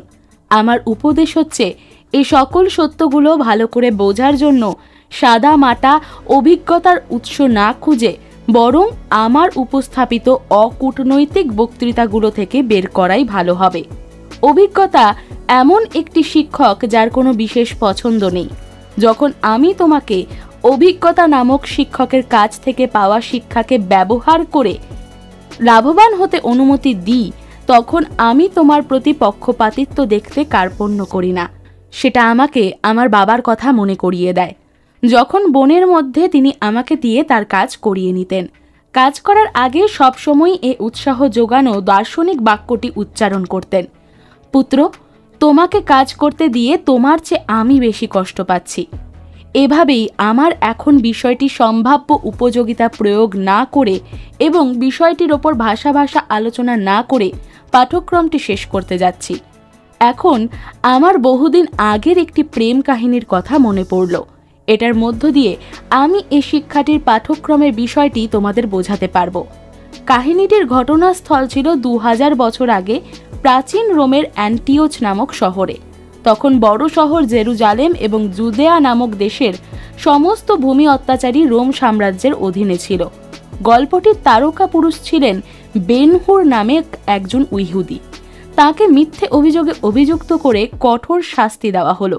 তাকে পালতোলা জাহাজের বৈঠা টানার জন্য নিয়োজিত করা হলো। জাহাজের একটি বেঞ্চে তাকে শিকল দিয়ে বেঁধে বৈঠা টানতে আদেশ দেওয়া হলো। তার অত্যাচারকারীরা জানতো না যে এই শাস্তির ফলেই তার শারীরিক শক্তি বৃদ্ধি পাবে এবং একদিন তার মুক্তি লাভে সহায়তা করবে। হয়তোবা বেনহুর নিজেও এতটুকু আশা করেননি। এরপর রথ টানার সে নির্দিষ্ট দিনটি এলো। এই দিনটি ছিল বেনহুরের মুক্তি পাওয়ার দিন। তখন বেনহুর জাহাজের বৈঠার সাথে শিকল দিয়ে বাঁধা ছিল। একদল ঘোড়া চালকহীন ছিল। মরিয়া হয়ে ঘোড়ার মালিক তরুণ কৃতদাসের শক্ত সমর্থ দেহ দেখে তার সাহায্য চাইল এবং তার চালকহীন ঘোড়ার গাড়িটি টানার জন্য অনুরোধ করল। বেনহুর যখন লাগামটি তুলে নিল দর্শকদের মধ্য থেকে চিৎকার চেঁচামেচি উঠল। তারা চিৎকার করে প্রশ্ন করল, দেখো কি সুন্দর বলিষ্ঠ বাহুযুগল, তুমি কোথা থেকে এগুলো পেলে? উত্তর এলো, জাহাজের বৈঠা থেকে। রথের দৌড় চলতে লাগলো। সে শক্তিশালী বাহুযুগল দিয়ে বেনহুর ঘোড়াগুলোর দৌড়ের দায়িত্ব নিল এবং এক সময় বিজয়ী হলো এবং এ বিজয় তাকে মুক্তি এনে দিল। জীবন একটা বড় রথের দৌড়ের প্রতিযোগিতা এবং বিজয় তাদেরই ভাগ্যে জোটে যারা তাদের চরিত্র শক্তি, সংকল্প এবং ইচ্ছা শক্তির উন্নয়ন করে। এখানে এটাই উল্লেখ করার মতো যে এই শক্তিটা আমরা উন্নত করেছি জাহাজের বৈঠা টানার মধ্যে আবদ্ধ থেকে এবং পরিশেষে আমরা জয় এবং মুক্তির পথ লাভ করেছি। এটা একটা স্থির নীতি যে বাধা থেকে শক্তি অর্জন হয়। আমরা যদি এটা দেখে দুঃখ পাই যে একজন দরিদ্র কর্মকার সারা দিন ধরে একটি 5 পাউন্ড ওজনের হাতুড়ি ওঠানামা করে, তার সাথে আমরা এটারও প্রশংসা করব যে এ কাজ করে সে কি চমৎকার দুটো বাহুর অধিকারী হয়েছে। সবকিছুর দ্বৈত গঠনের জন্য সেটা শ্রম বা জীবনের ক্ষেত্রে যেখানেই হোক সেখানে প্রতারণার কোনো স্থান নেই, বলেছেন এমারসন। চোর তার নিজের জিনিস চুরি করে, প্রতারক তার নিজেকে প্রতারিত করে। শ্রমের আসল মূল্য হচ্ছে জ্ঞান এবং গুণাবলীর এবং এর চিহ্ন হচ্ছে সম্পদ ও প্রশংসা। কাজের মুদ্রার মতো এ সকল চিহ্নগুলো নকল বা চুরি করা যায়, কিন্তু জ্ঞান এবং সৎ গুণাবলী নকল বা চুরি করা যায় না। বিখ্যাত হেনরি ফোর্ড প্রতি সপ্তাহে তার কাছ থেকে সাহায্যের আশায় 15,000 চিঠি পেয়ে থাকতেন। কিন্তু এই দরিদ্র লোকগুলো জানে না যে ফোর্ডের প্রকৃত সম্পদ তার ব্যাংকে গচ্ছিত ডলারের মূল্য দিয়ে পরিমাপ করা যায় না, তার মালিকানায় প্রতিষ্ঠিত কারখানার মূল্যমান দিয়েও নয়। এটার মূল্যায়ন হচ্ছে একমাত্র পরিমিত দাম দিয়ে তিনি যে সেবা বিতরণ করেছেন সেই অপরিসীম সেবাদান। কিভাবে তিনি এ খ্যাতি লাভ করলেন? নিশ্চয়ই এভাবে নয় যে তিনি যতটুকু সম্ভব নিম্নমানের সেবা দিয়ে তার ক্রেতাদের কাছ থেকে বেশি মূল্য ছিনিয়ে নিয়েছেন। ফোর্ডের ব্যবসায় নীতির মূল ভিত্তি হচ্ছে যতটুকু সম্ভব নিম্নতম মূল্যে জনগণের কাছে সবচেয়ে উচ্চমানের পণ্য বিক্রি করো। যখন অন্যান্য মোটর গাড়ি উৎপাদনকারীরা তাদের পণ্যের মূল্য বাড়িয়ে দিতেন, হেনরি ফোর্ড তা কমিয়ে দিতেন। আবার যখন অন্যরা পারিশ্রমিক কমিয়ে দিতেন, ফোর্ড তা বাড়িয়ে নিতেন। তাতে কি হয়েছিল? আয় বাড়ানোর এই নীতিমালা অনুসরণ করে ফোর্ড পৃথিবীর সবচেয়ে ধনী এবং মহাশক্তিশালী ব্যক্তিত্বে পরিণত হয়েছিলেন। আমরা অত্যন্ত বোকা এবং তোমাদের দূরদৃষ্টি কম। তোমরা প্রতিদিন তাই খালি হাতে ফিরে আসো। তোমরা কেন ফোর্ডের মতো বিখ্যাত মানুষের কাছ থেকে শিক্ষা নাও না? তোমরা কেন তোমাদের এই চিন্তাটা পরিবর্তন করে এমন কিছু করো না যাতে তোমরা ফলদায়ক কিছু পেতে পারো? আমি ক্রিসমাস উপলক্ষে আমার এই শিক্ষাক্রম আমি আমার পড়ার রুমের পাশের রুমে এসে দেখলাম আমার ছেলেমেয়েরা ক্রিসমাস বৃক্ষ সাজাতে ব্যস্ত। তাদের মিলিত কণ্ঠের শব্দ আমার কাছে সঙ্গীতের মতো মনে হলো। আমার মনে হলো তারা খুব খুশি, কিন্তু শুধু যে তারা কিছু পাবার আশায় করছে এই জন্য নয়, বরং তারা তাদের গোপনে রাখা অনেক কিছু অন্যদেরকে উপহার দিতে পারবে। এই খুশিটাই তাদের কাছে বেশি মূল্যবান। আমার পড়ার ঘরের জানলা দিয়ে আমি দেখতে পেলাম আমার প্রতিবেশী বাচ্চারাও সেই উৎসাহের আনন্দে মেতে উঠে একসাথে গান গেয়ে যাচ্ছিল। সারা পৃথিবী জুড়ে লক্ষ লক্ষ লোক এই শান্তির যুবরাজের জন্মদিনের উৎসব পালনের আয়োজন করে যাচ্ছে। যিনি আমাদের চেয়ে বেশি একথা প্রচার করেছিলেন, কেন নিজে কিছু পাওয়ার চেয়ে অন্যকে কিছু দেওয়া বেশি আনন্দদায়ক এবং পুণ্যের কাজ। তিনি আরও বলেছিলেন, কেন পার্থিব সম্পদ থেকে স্থায়ী সুখ শান্তি পাওয়া যায় না, বরং মানবতার সেবাই স্থায়ী সুখ পাওয়ার সঠিক উপায়। এটা একটা অদ্ভুত কাকতালীয় ঘটনা যে এই বিশেষ পাঠ্যক্রমটি ক্রিসমাস উৎসবের শেষ হওয়ার কথা ছিল, এবং আসলে তাই হয়েছে। যথেষ্ট যুক্তিসহ আমি তোমাদের বোঝাতে পেরেছি যে পৃথিবীর সভ্যতার ইতিহাসে আমি এই পাঠ্যক্রমের চেয়ে বেশি সমর্থনযোগ্য বিবরণ পাইনি। এমনকি সারমন অন দি মাউন্ট বইটিতে অতটুকু ছিল না। বর্তমানে খ্রিস্টীয় মতবাদ একটি বৃহৎ ও সুদূরপ্রসারী প্রভাবশালী ধর্ম। আমি বিনা দ্বিধায় তোমাদেরকে বলতে পারি, খ্রিস্টীয় দর্শন মতবাদে আস্থাশীলরা এ পাঠ্যক্রমের মূলগত বিষয়গুলোর সাথে সম্পূর্ণ একমত পোষণ করেন। যখন আমি শিশুদের হাসি মুখগুলো এবং ক্রিসমাস উপলক্ষে আগত দেরিতে আসা ক্রেতাদের ব্যস্ততা দেখি, মনে হয় দেওয়ার আনন্দে তাদের মুখমণ্ডল উজ্জ্বল ও দীপ্তিমান। মনে হয় প্রতিটি আনন্দক্ষণই ক্রিসমাস আনন্দ, এবং তাহলেই পৃথিবীটা আরও সুন্দর হবে। বেঁচে থাকার সংগ্রাম আরও কমে আসবে এবং ঘৃণা ঝগড়া বিবাদ দূর হয়ে যাবে। জীবনটা বড়জোর একটা ছোট সময়ের কতিপয় বছর। মোমবাতির মতো আমরা জ্বলে উঠি, কিছুক্ষণ টিমটিম করি এবং এরপর চলে যাই। যদি আমাদেরকে পৃথিবীতে পাঠানো হতে কিছু সম্পদ আহরণ করতে, তাহলে অন্ধকারে মৃত্যুর ওপারেও ব্যবহার করা যেত। তাহলে কি এটা সম্ভব হতো না যে দয়া ও সহানুভূতির আলোকে যত বেশি সংখ্যক লোককে সেবাদান করে আমরা সর্বোচ্চ পরিমাণ সম্পদটি আহরণ করতে পারতাম? মাটির আলোচনা শেষ করা উচিত, কিন্তু কোনোভাবেই এটা শেষ হয়নি। আমি চিন্তাধারাটি যেখানে শেষ করলাম, এখন তোমাদের কর্তব্য সেখান থেকেই তোমরা শুরু করো। এটাকে উন্নত করো তোমাদের নিজের মতো করে এবং তোমাদের উপকারের জন্য। বিষয়টির ধারা অনুযায়ী পাঠ্যক্রমটি শেষ করা যাচ্ছে না, কারণ বিষয়টি মানুষের সব কর্মকাণ্ডের মাঝে জড়িয়ে আছে। একথার উদ্দেশ্য হচ্ছে তোমরা বিষয়টির মূল ধারা গ্রহণ করে এটাকে কর্মপ্রেরণার উদ্দীপক মনে করো, যেটা তোমাদের মানসিকতাকে প্রকাশ করবে এবং তোমাদের সুপ্ত শক্তিকে জাগিয়ে তুলবে যা তোমাদের আছে।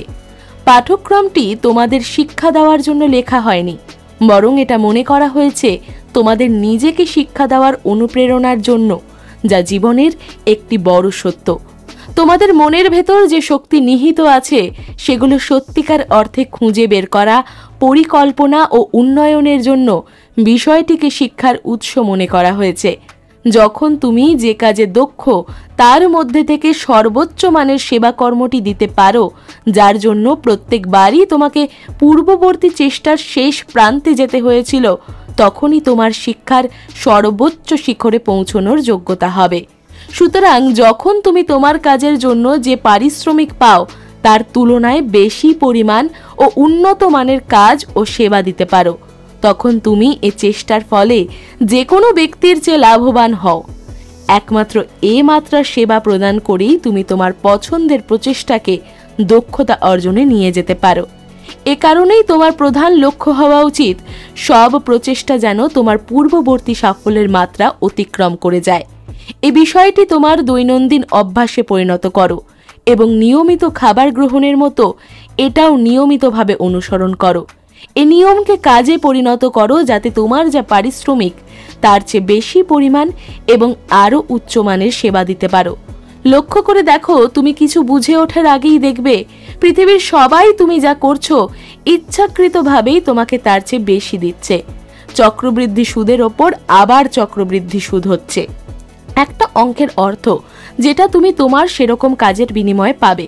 কিভাবে এ সকল পিরামিড আকারের লাভের বৃদ্ধি হয় সেটা একান্তভাবে তুমিই নির্ধারণ করবে। এখন বলো, এ পাঠ্যক্রমটি থেকে তুমি যে শিক্ষা লাভ করলে তা দিয়ে তুমি কি করবে? সেটা কখন, কিভাবে এবং কেন? তুমি যদি অনুসরণ না করো তাহলে এই পাঠ্যক্রমটি তোমার কাজে কোনো কাজেই আসবে না। যে জ্ঞানটি লাভ করেছো তাও বৃথা যাবে। সংগঠন, কাজ এবং ব্যবহার দ্বারাই জ্ঞান শক্তিতে পরিণত হয়, এটা ভুলে যেও না।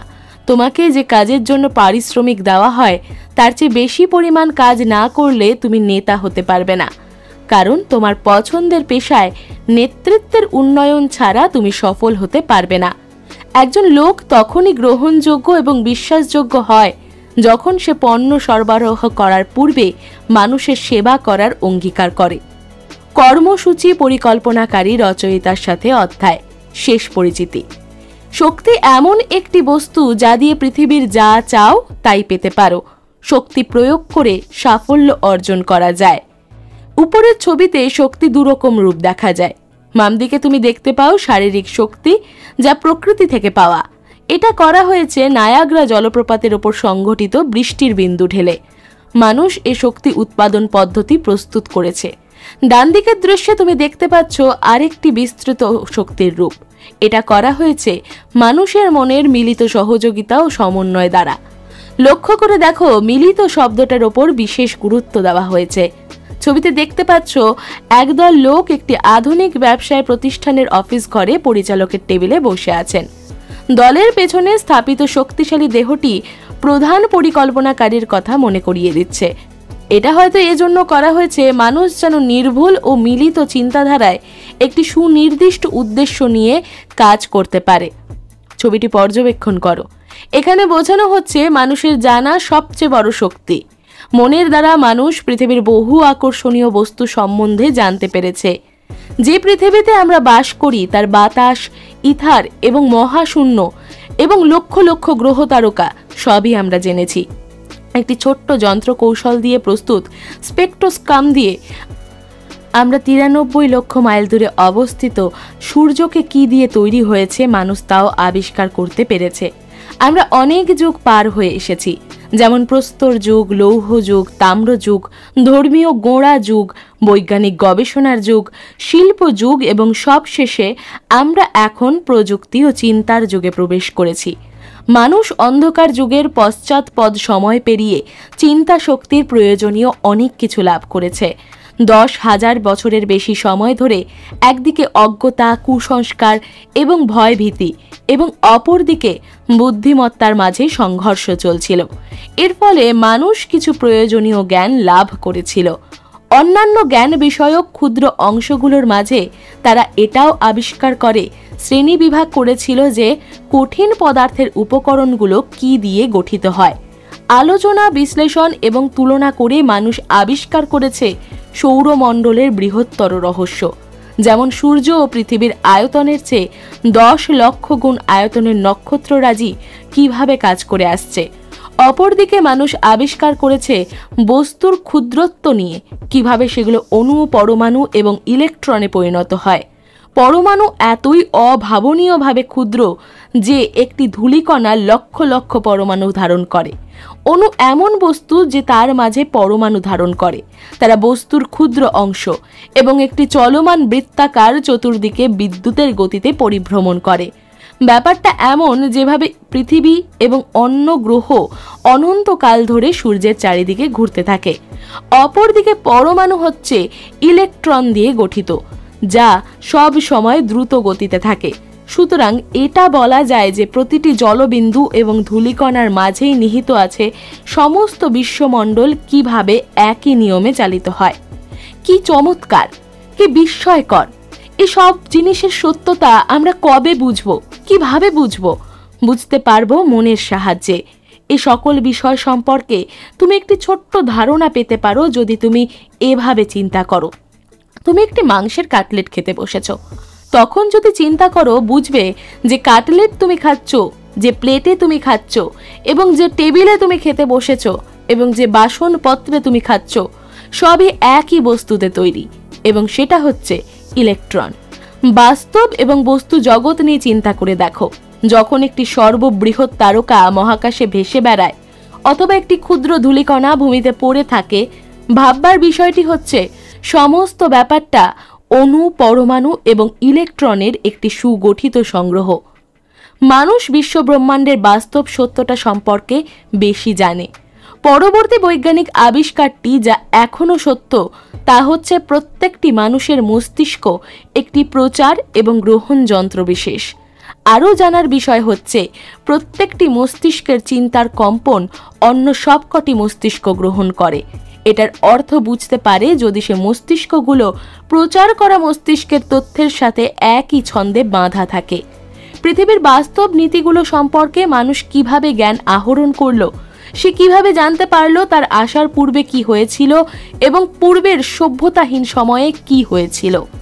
প্রাকৃতিক বাইবেলের প্রাচীনকালের ইতিহাস এবং লক্ষ লক্ষ নিজ বুদ্ধিমত্তা সম্পন্ন পশুদের নিজেদের মধ্যে গঠিত সন্দেহাতীত সংঘর্ষের কাহিনী জেনে মানুষ এসব জেনে এসেছে।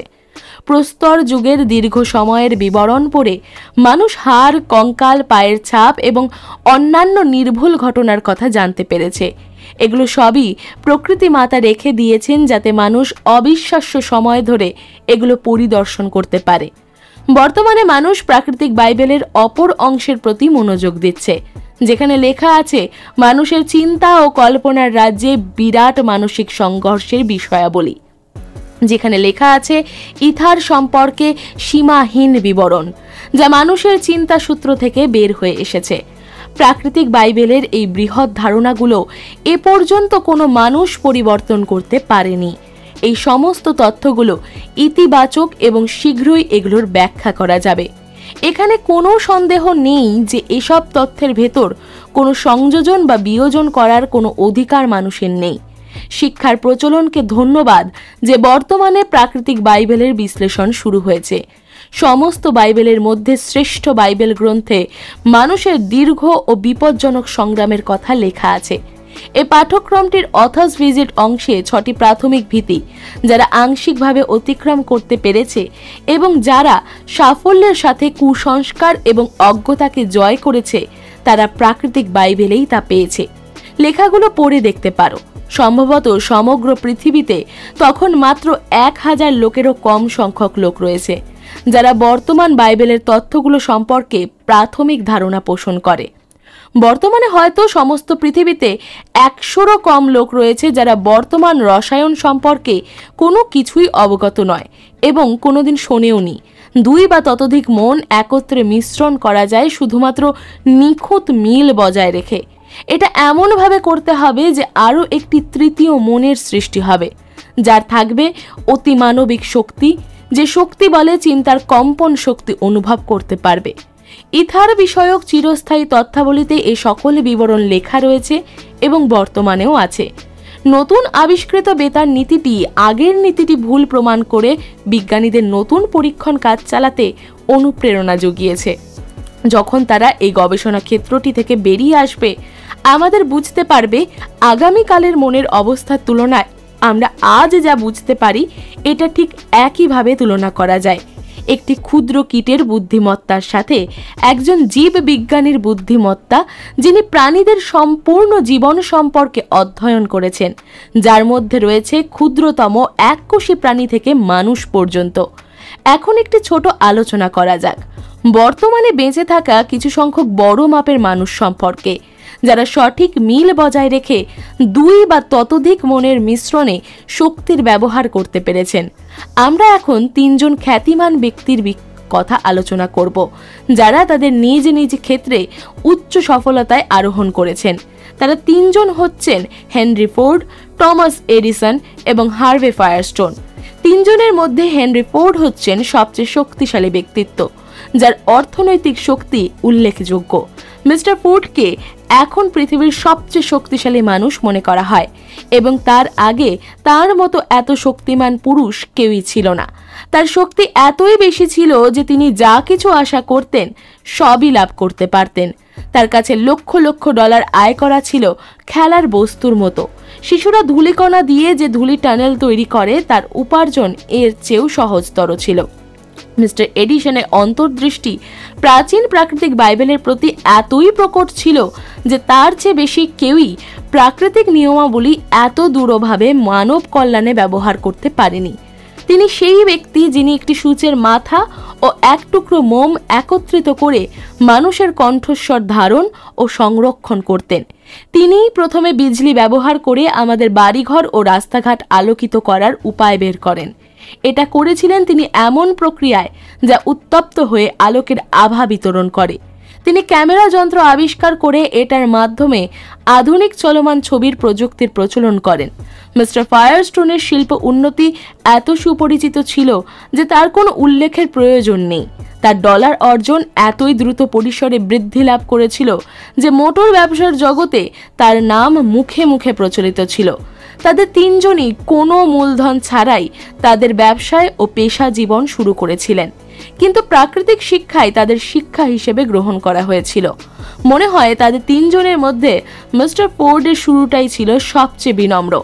দারিদ্র, এমনকি প্রাথমিক স্কুল শিক্ষা ও অপ্রাপ্ত জ্ঞানের ঘাটতি নিয়ে তিনি অবিশ্বাস্যভাবে মাত্র 25 বছরের মধ্যে সব কিছুতেই পারদর্শিতা লাভ করেন। এভাবেই আমরা সংক্ষেপে 3 জন সুবিখ্যাত, সফল ও শক্তিমান মানুষের অর্জন নিয়ে আলোচনা করতে পারি। কিন্তু এতক্ষণ আমরা শুধু ফলাফল নিয়ে আলোচনা করছি। সত্যিকারের দর্শনমনা ব্যক্তিগণ জানতে চাইবে কিসের কারণে এসব আকাঙ্ক্ষিত ফল অর্জন করা সম্ভব হয়েছিল।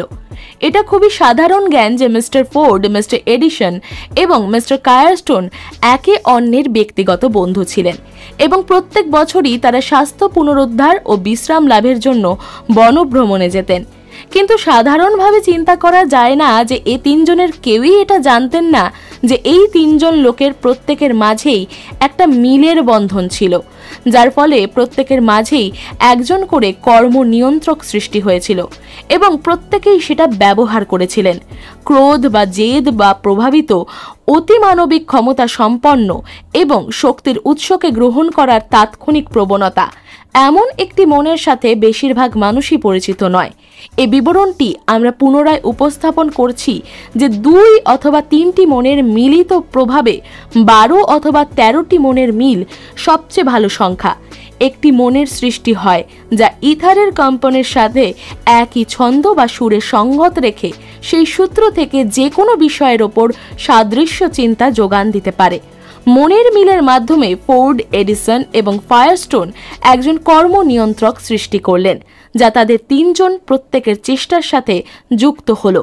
চেতন বা অবচেতন মনে যাই হোক না কেন, এই কর্ম নিয়ন্ত্রক তাদের প্রত্যেকের সাফল্যের প্রধান কারণ। তাদের নিজ নিজ প্রচেষ্টার ক্ষেত্রে বৃহৎ শক্তি অর্জন এবং সুদূর প্রসারী সাফল্য পাওয়ার জন্য কোনো উত্তর পাওয়া যাবে না। এটাও সত্য যে তাদের কেউই তাদের শক্তি অর্জন এবং কিভাবে তা সম্ভব হয়েছে তা জানতেন না। শিকাগো শহরে 6 জন শক্তিমান পুরুষ বাস করতেন। তাদেরকে বৃহৎ 6 নামে ডাকা হবে। এই 6 জন লোককে মধ্য পশ্চিম গোলার্ধে সবচেয়ে শক্তিশালী পুরুষ বলা হতো। প্রচলিত কাহিনী ছিল যে তাদের মিলিত আয়ের পরিমাণ ছিল বাৎসরিক $25 মিলিয়ন বেশি। তারা দলের প্রতি খুবই সাধারণ অবস্থা থেকে কর্মজীবন শুরু করেছিলেন। তাদের নাম মিস্টার W.M. রিগলে। তিনি একটি প্রতিষ্ঠানের মালিক ছিলেন। তার বার্ষিক আয় ছিল $15 মিলিয়ন বেশি। মিস্টার জন আর থম্পন, যার মালিকানা ছিল দেশব্যাপী পরিচালিত একটি প্রতিষ্ঠানের। মিস্টার লাস্কার, যিনি এর মালিক ছিলেন। মিস্টার ম্যাককুলাক, যিনি সারা পৃথিবীর সবচেয়ে বড় পরিবহন কোম্পানির মালিক ছিলেন। মিস্টার মিটচি এবং মিস্টার হার্টস, যারা সারা দেশে পরিচালিত ইয়েলো ট্যাক্সি ক্যাব ব্যবসায়ের মালিক ছিলেন। প্রথা অনুযায়ী একজন লোক মিলিনিয়ার হতে চাইলে তার জন্য কোনো বিশেষ স্থান থেকে যাত্রা করার প্রয়োজন হয় না। কিন্তু এইসব বিশেষ মিলিনিয়ারদের জন্য যাত্রা শুরু করা ছাড়াও এদের সাফল্যের পেছনে আরও কিছু বিষয় জড়িত, এবং তা যাত্রা শুরু করার চেয়েও বেশি। কারণ এই কথা সবাই জানে যে তাদের মধ্যে এক ধরনের বন্ধুত্বের বন্ধন থাকে, যার ফলে এক প্রকার মেলবন্ধন সৃষ্টি হয়, একজন কর্ম নিয়ন্ত্রক গড়ে ওঠে। এই 6 জন ব্যক্তি কোনো আকস্মিক ঘটনা বা পরিকল্পনার ফলে তাদের মন মানসিকতাকে এমন স্তরে মিলিত করেছে যে প্রত্যেকের মনেই একটি অতিমানবিক শক্তি যুক্ত হয়ে একজন কর্ম নিয়ন্ত্রকের ভাবমূর্তির সৃষ্টি হয়েছে, এবং সে মানসিক অবস্থা তাদের প্রত্যেককে এমন জাগতিক অর্জন দিয়েছে যে সম্ভবত অন্য কোনো ব্যক্তি এর সুবিধা নিতে পারত না। কর্ম নিয়ন্ত্রকের মূল নীতি যে বিধি অনুযায়ী পরিচালিত হয়, যা আবিষ্কার করেছিলেন যীশু খ্রিস্ট, যখন তিনি 12 জন দ্বারা পরিবৃত্ত হয়ে পৃথিবীর প্রথম 13 জন বিশিষ্ট সংঘ গঠন করলেন। ঘটনাটা ছিল 13 জন শিষ্যের একজন জুডাস মতের একটি ঐক্যটি ভেঙে ফেলেছিল, কিন্তু যেহেতু মতের বন্ধন একই থাকার সময়ে এই মিলিত মতাদর্শের বীজ যথেষ্ট পরিমাণে সংঘটিত হয়েছিল, যা সত্যিকারভাবেই এই 13 জন মানুষের মধ্যে বিকশিত ছিল, এবং এর ফলে পৃথিবীতে বসবাসকারী মানুষের কাছে সবচেয়ে বৃহৎ এবং সুদূর প্রসারী দর্শন বাটির চলমান প্রক্রিয়াটিকে সুরক্ষা করা হয়। লক্ষ লক্ষ লোক বিশ্বাস করতেন যে তারা জ্ঞান ধারণ করেন। তাদের অনেকেই কোনো না কোনো বিষয়ের প্রাথমিক জ্ঞান ধারণ করেন, কিন্তু কোনো মানুষই কর্ম নিয়ন্ত্রক নামক শক্তি ব্যতীত প্রকৃত জ্ঞান লাভ করতে পারে না। 2 অথবা ততোধিক মনের ছন্দের মিশ্রণ ছাড়া এই ধরনের মনের আস্থা প্রস্তুত করা যায় না। বহু বছরের বাস্তব পরীক্ষণের পর দেখা গেছে যে 13টি মন যখন নির্ভুলভাবে একইভাবে মিলিত হয়, তখনই প্রকৃত বাস্তব কাল লাভ করা যায়। সচেতন এবং অবচেতন যেভাবেই হোক না কেন, এই নীতি বা পদ্ধতি অনুসরণ করে বর্তমান যুগে সর্বপ্রকার শিল্প ও বাণিজ্যিক সফলতা অর্জন করা যায়। একত্রীকরণ শব্দটি বর্তমানে সংবাদপত্র জগতে একটি জনপ্রিয় শব্দ নির্বাচন, কারণ এমন একটি দিন কমে যায় যখন মানুষ কোনো শিল্প, বাণিজ্য, আর্থিক নীতি, রেলওয়ে সংস্থার একত্রীকরণ শব্দটির নাম শোনে। ধীরে ধীরে পৃথিবীর সবাই শিখতে শুরু করেছে যে বন্ধুত্বপূর্ণ মৈত্রী ও সহযোগিতা দিয়ে বৃহৎ শক্তি লাভ করা যায়। সফল ব্যবসা, শিল্প ও আর্থিক প্রতিষ্ঠানসমূহ যে সকল নেতৃবৃন্দ দ্বারা পরিচালিত হয়, যারা সচেতনভাবে বা অবচেতনভাবে এ অধ্যায়ে বর্ণিত সহযোগিতামূলক প্রচেষ্টা নীতি প্রয়োগ করে থাকেন। তুমি যদি কোনো কর্মভারের দায়িত্বে এবং নেতৃত্বে থাকো, তাহলে অন্যদের মতামতের সাথে একমত পোষণ করো, এবং তা পেতে হলে সহযোগিতামূলক কর্মকাণ্ড চালাতে হবে, যাতে অন্যরা এবং তুমি মিলিতভাবে একই প্রতিষ্ঠানের মতো অঙ্গীভূত থাকবে। যদি তুমি এই নীতিটি আয়ত্ত করতে পারো এবং সেভাবে প্রয়োগ করতে পারো, তাহলে তোমার সে প্রচেষ্টার বিনিময়ে পৃথিবীতে তুমি যা কামনা করো তাই পাবে। আমাদের বইটি আমরা আজকে এখানেই শেষ করছি। আপনাদের যদি বইটি ভালো লেগে থাকে তাহলে অবশ্যই আমাদের চ্যানেলটি সাবস্ক্রাইব করে এই ভিডিওটি শেয়ার, লাইক এবং কমেন্ট করতে ভুলবেন না। আমরা খুব শিগগিরই আসছি নতুন আরেকটি বিশ্ববিখ্যাত বই নিয়ে। ততক্ষণ আমাদের সঙ্গে থাকুন, শুনতে থাকুক পজিটিভ সময়, এবং আমাদের চ্যানেলটি লাইক, সাবস্ক্রাইব করে দিন। ভালো থাকবেন, সুস্থ থাকবেন।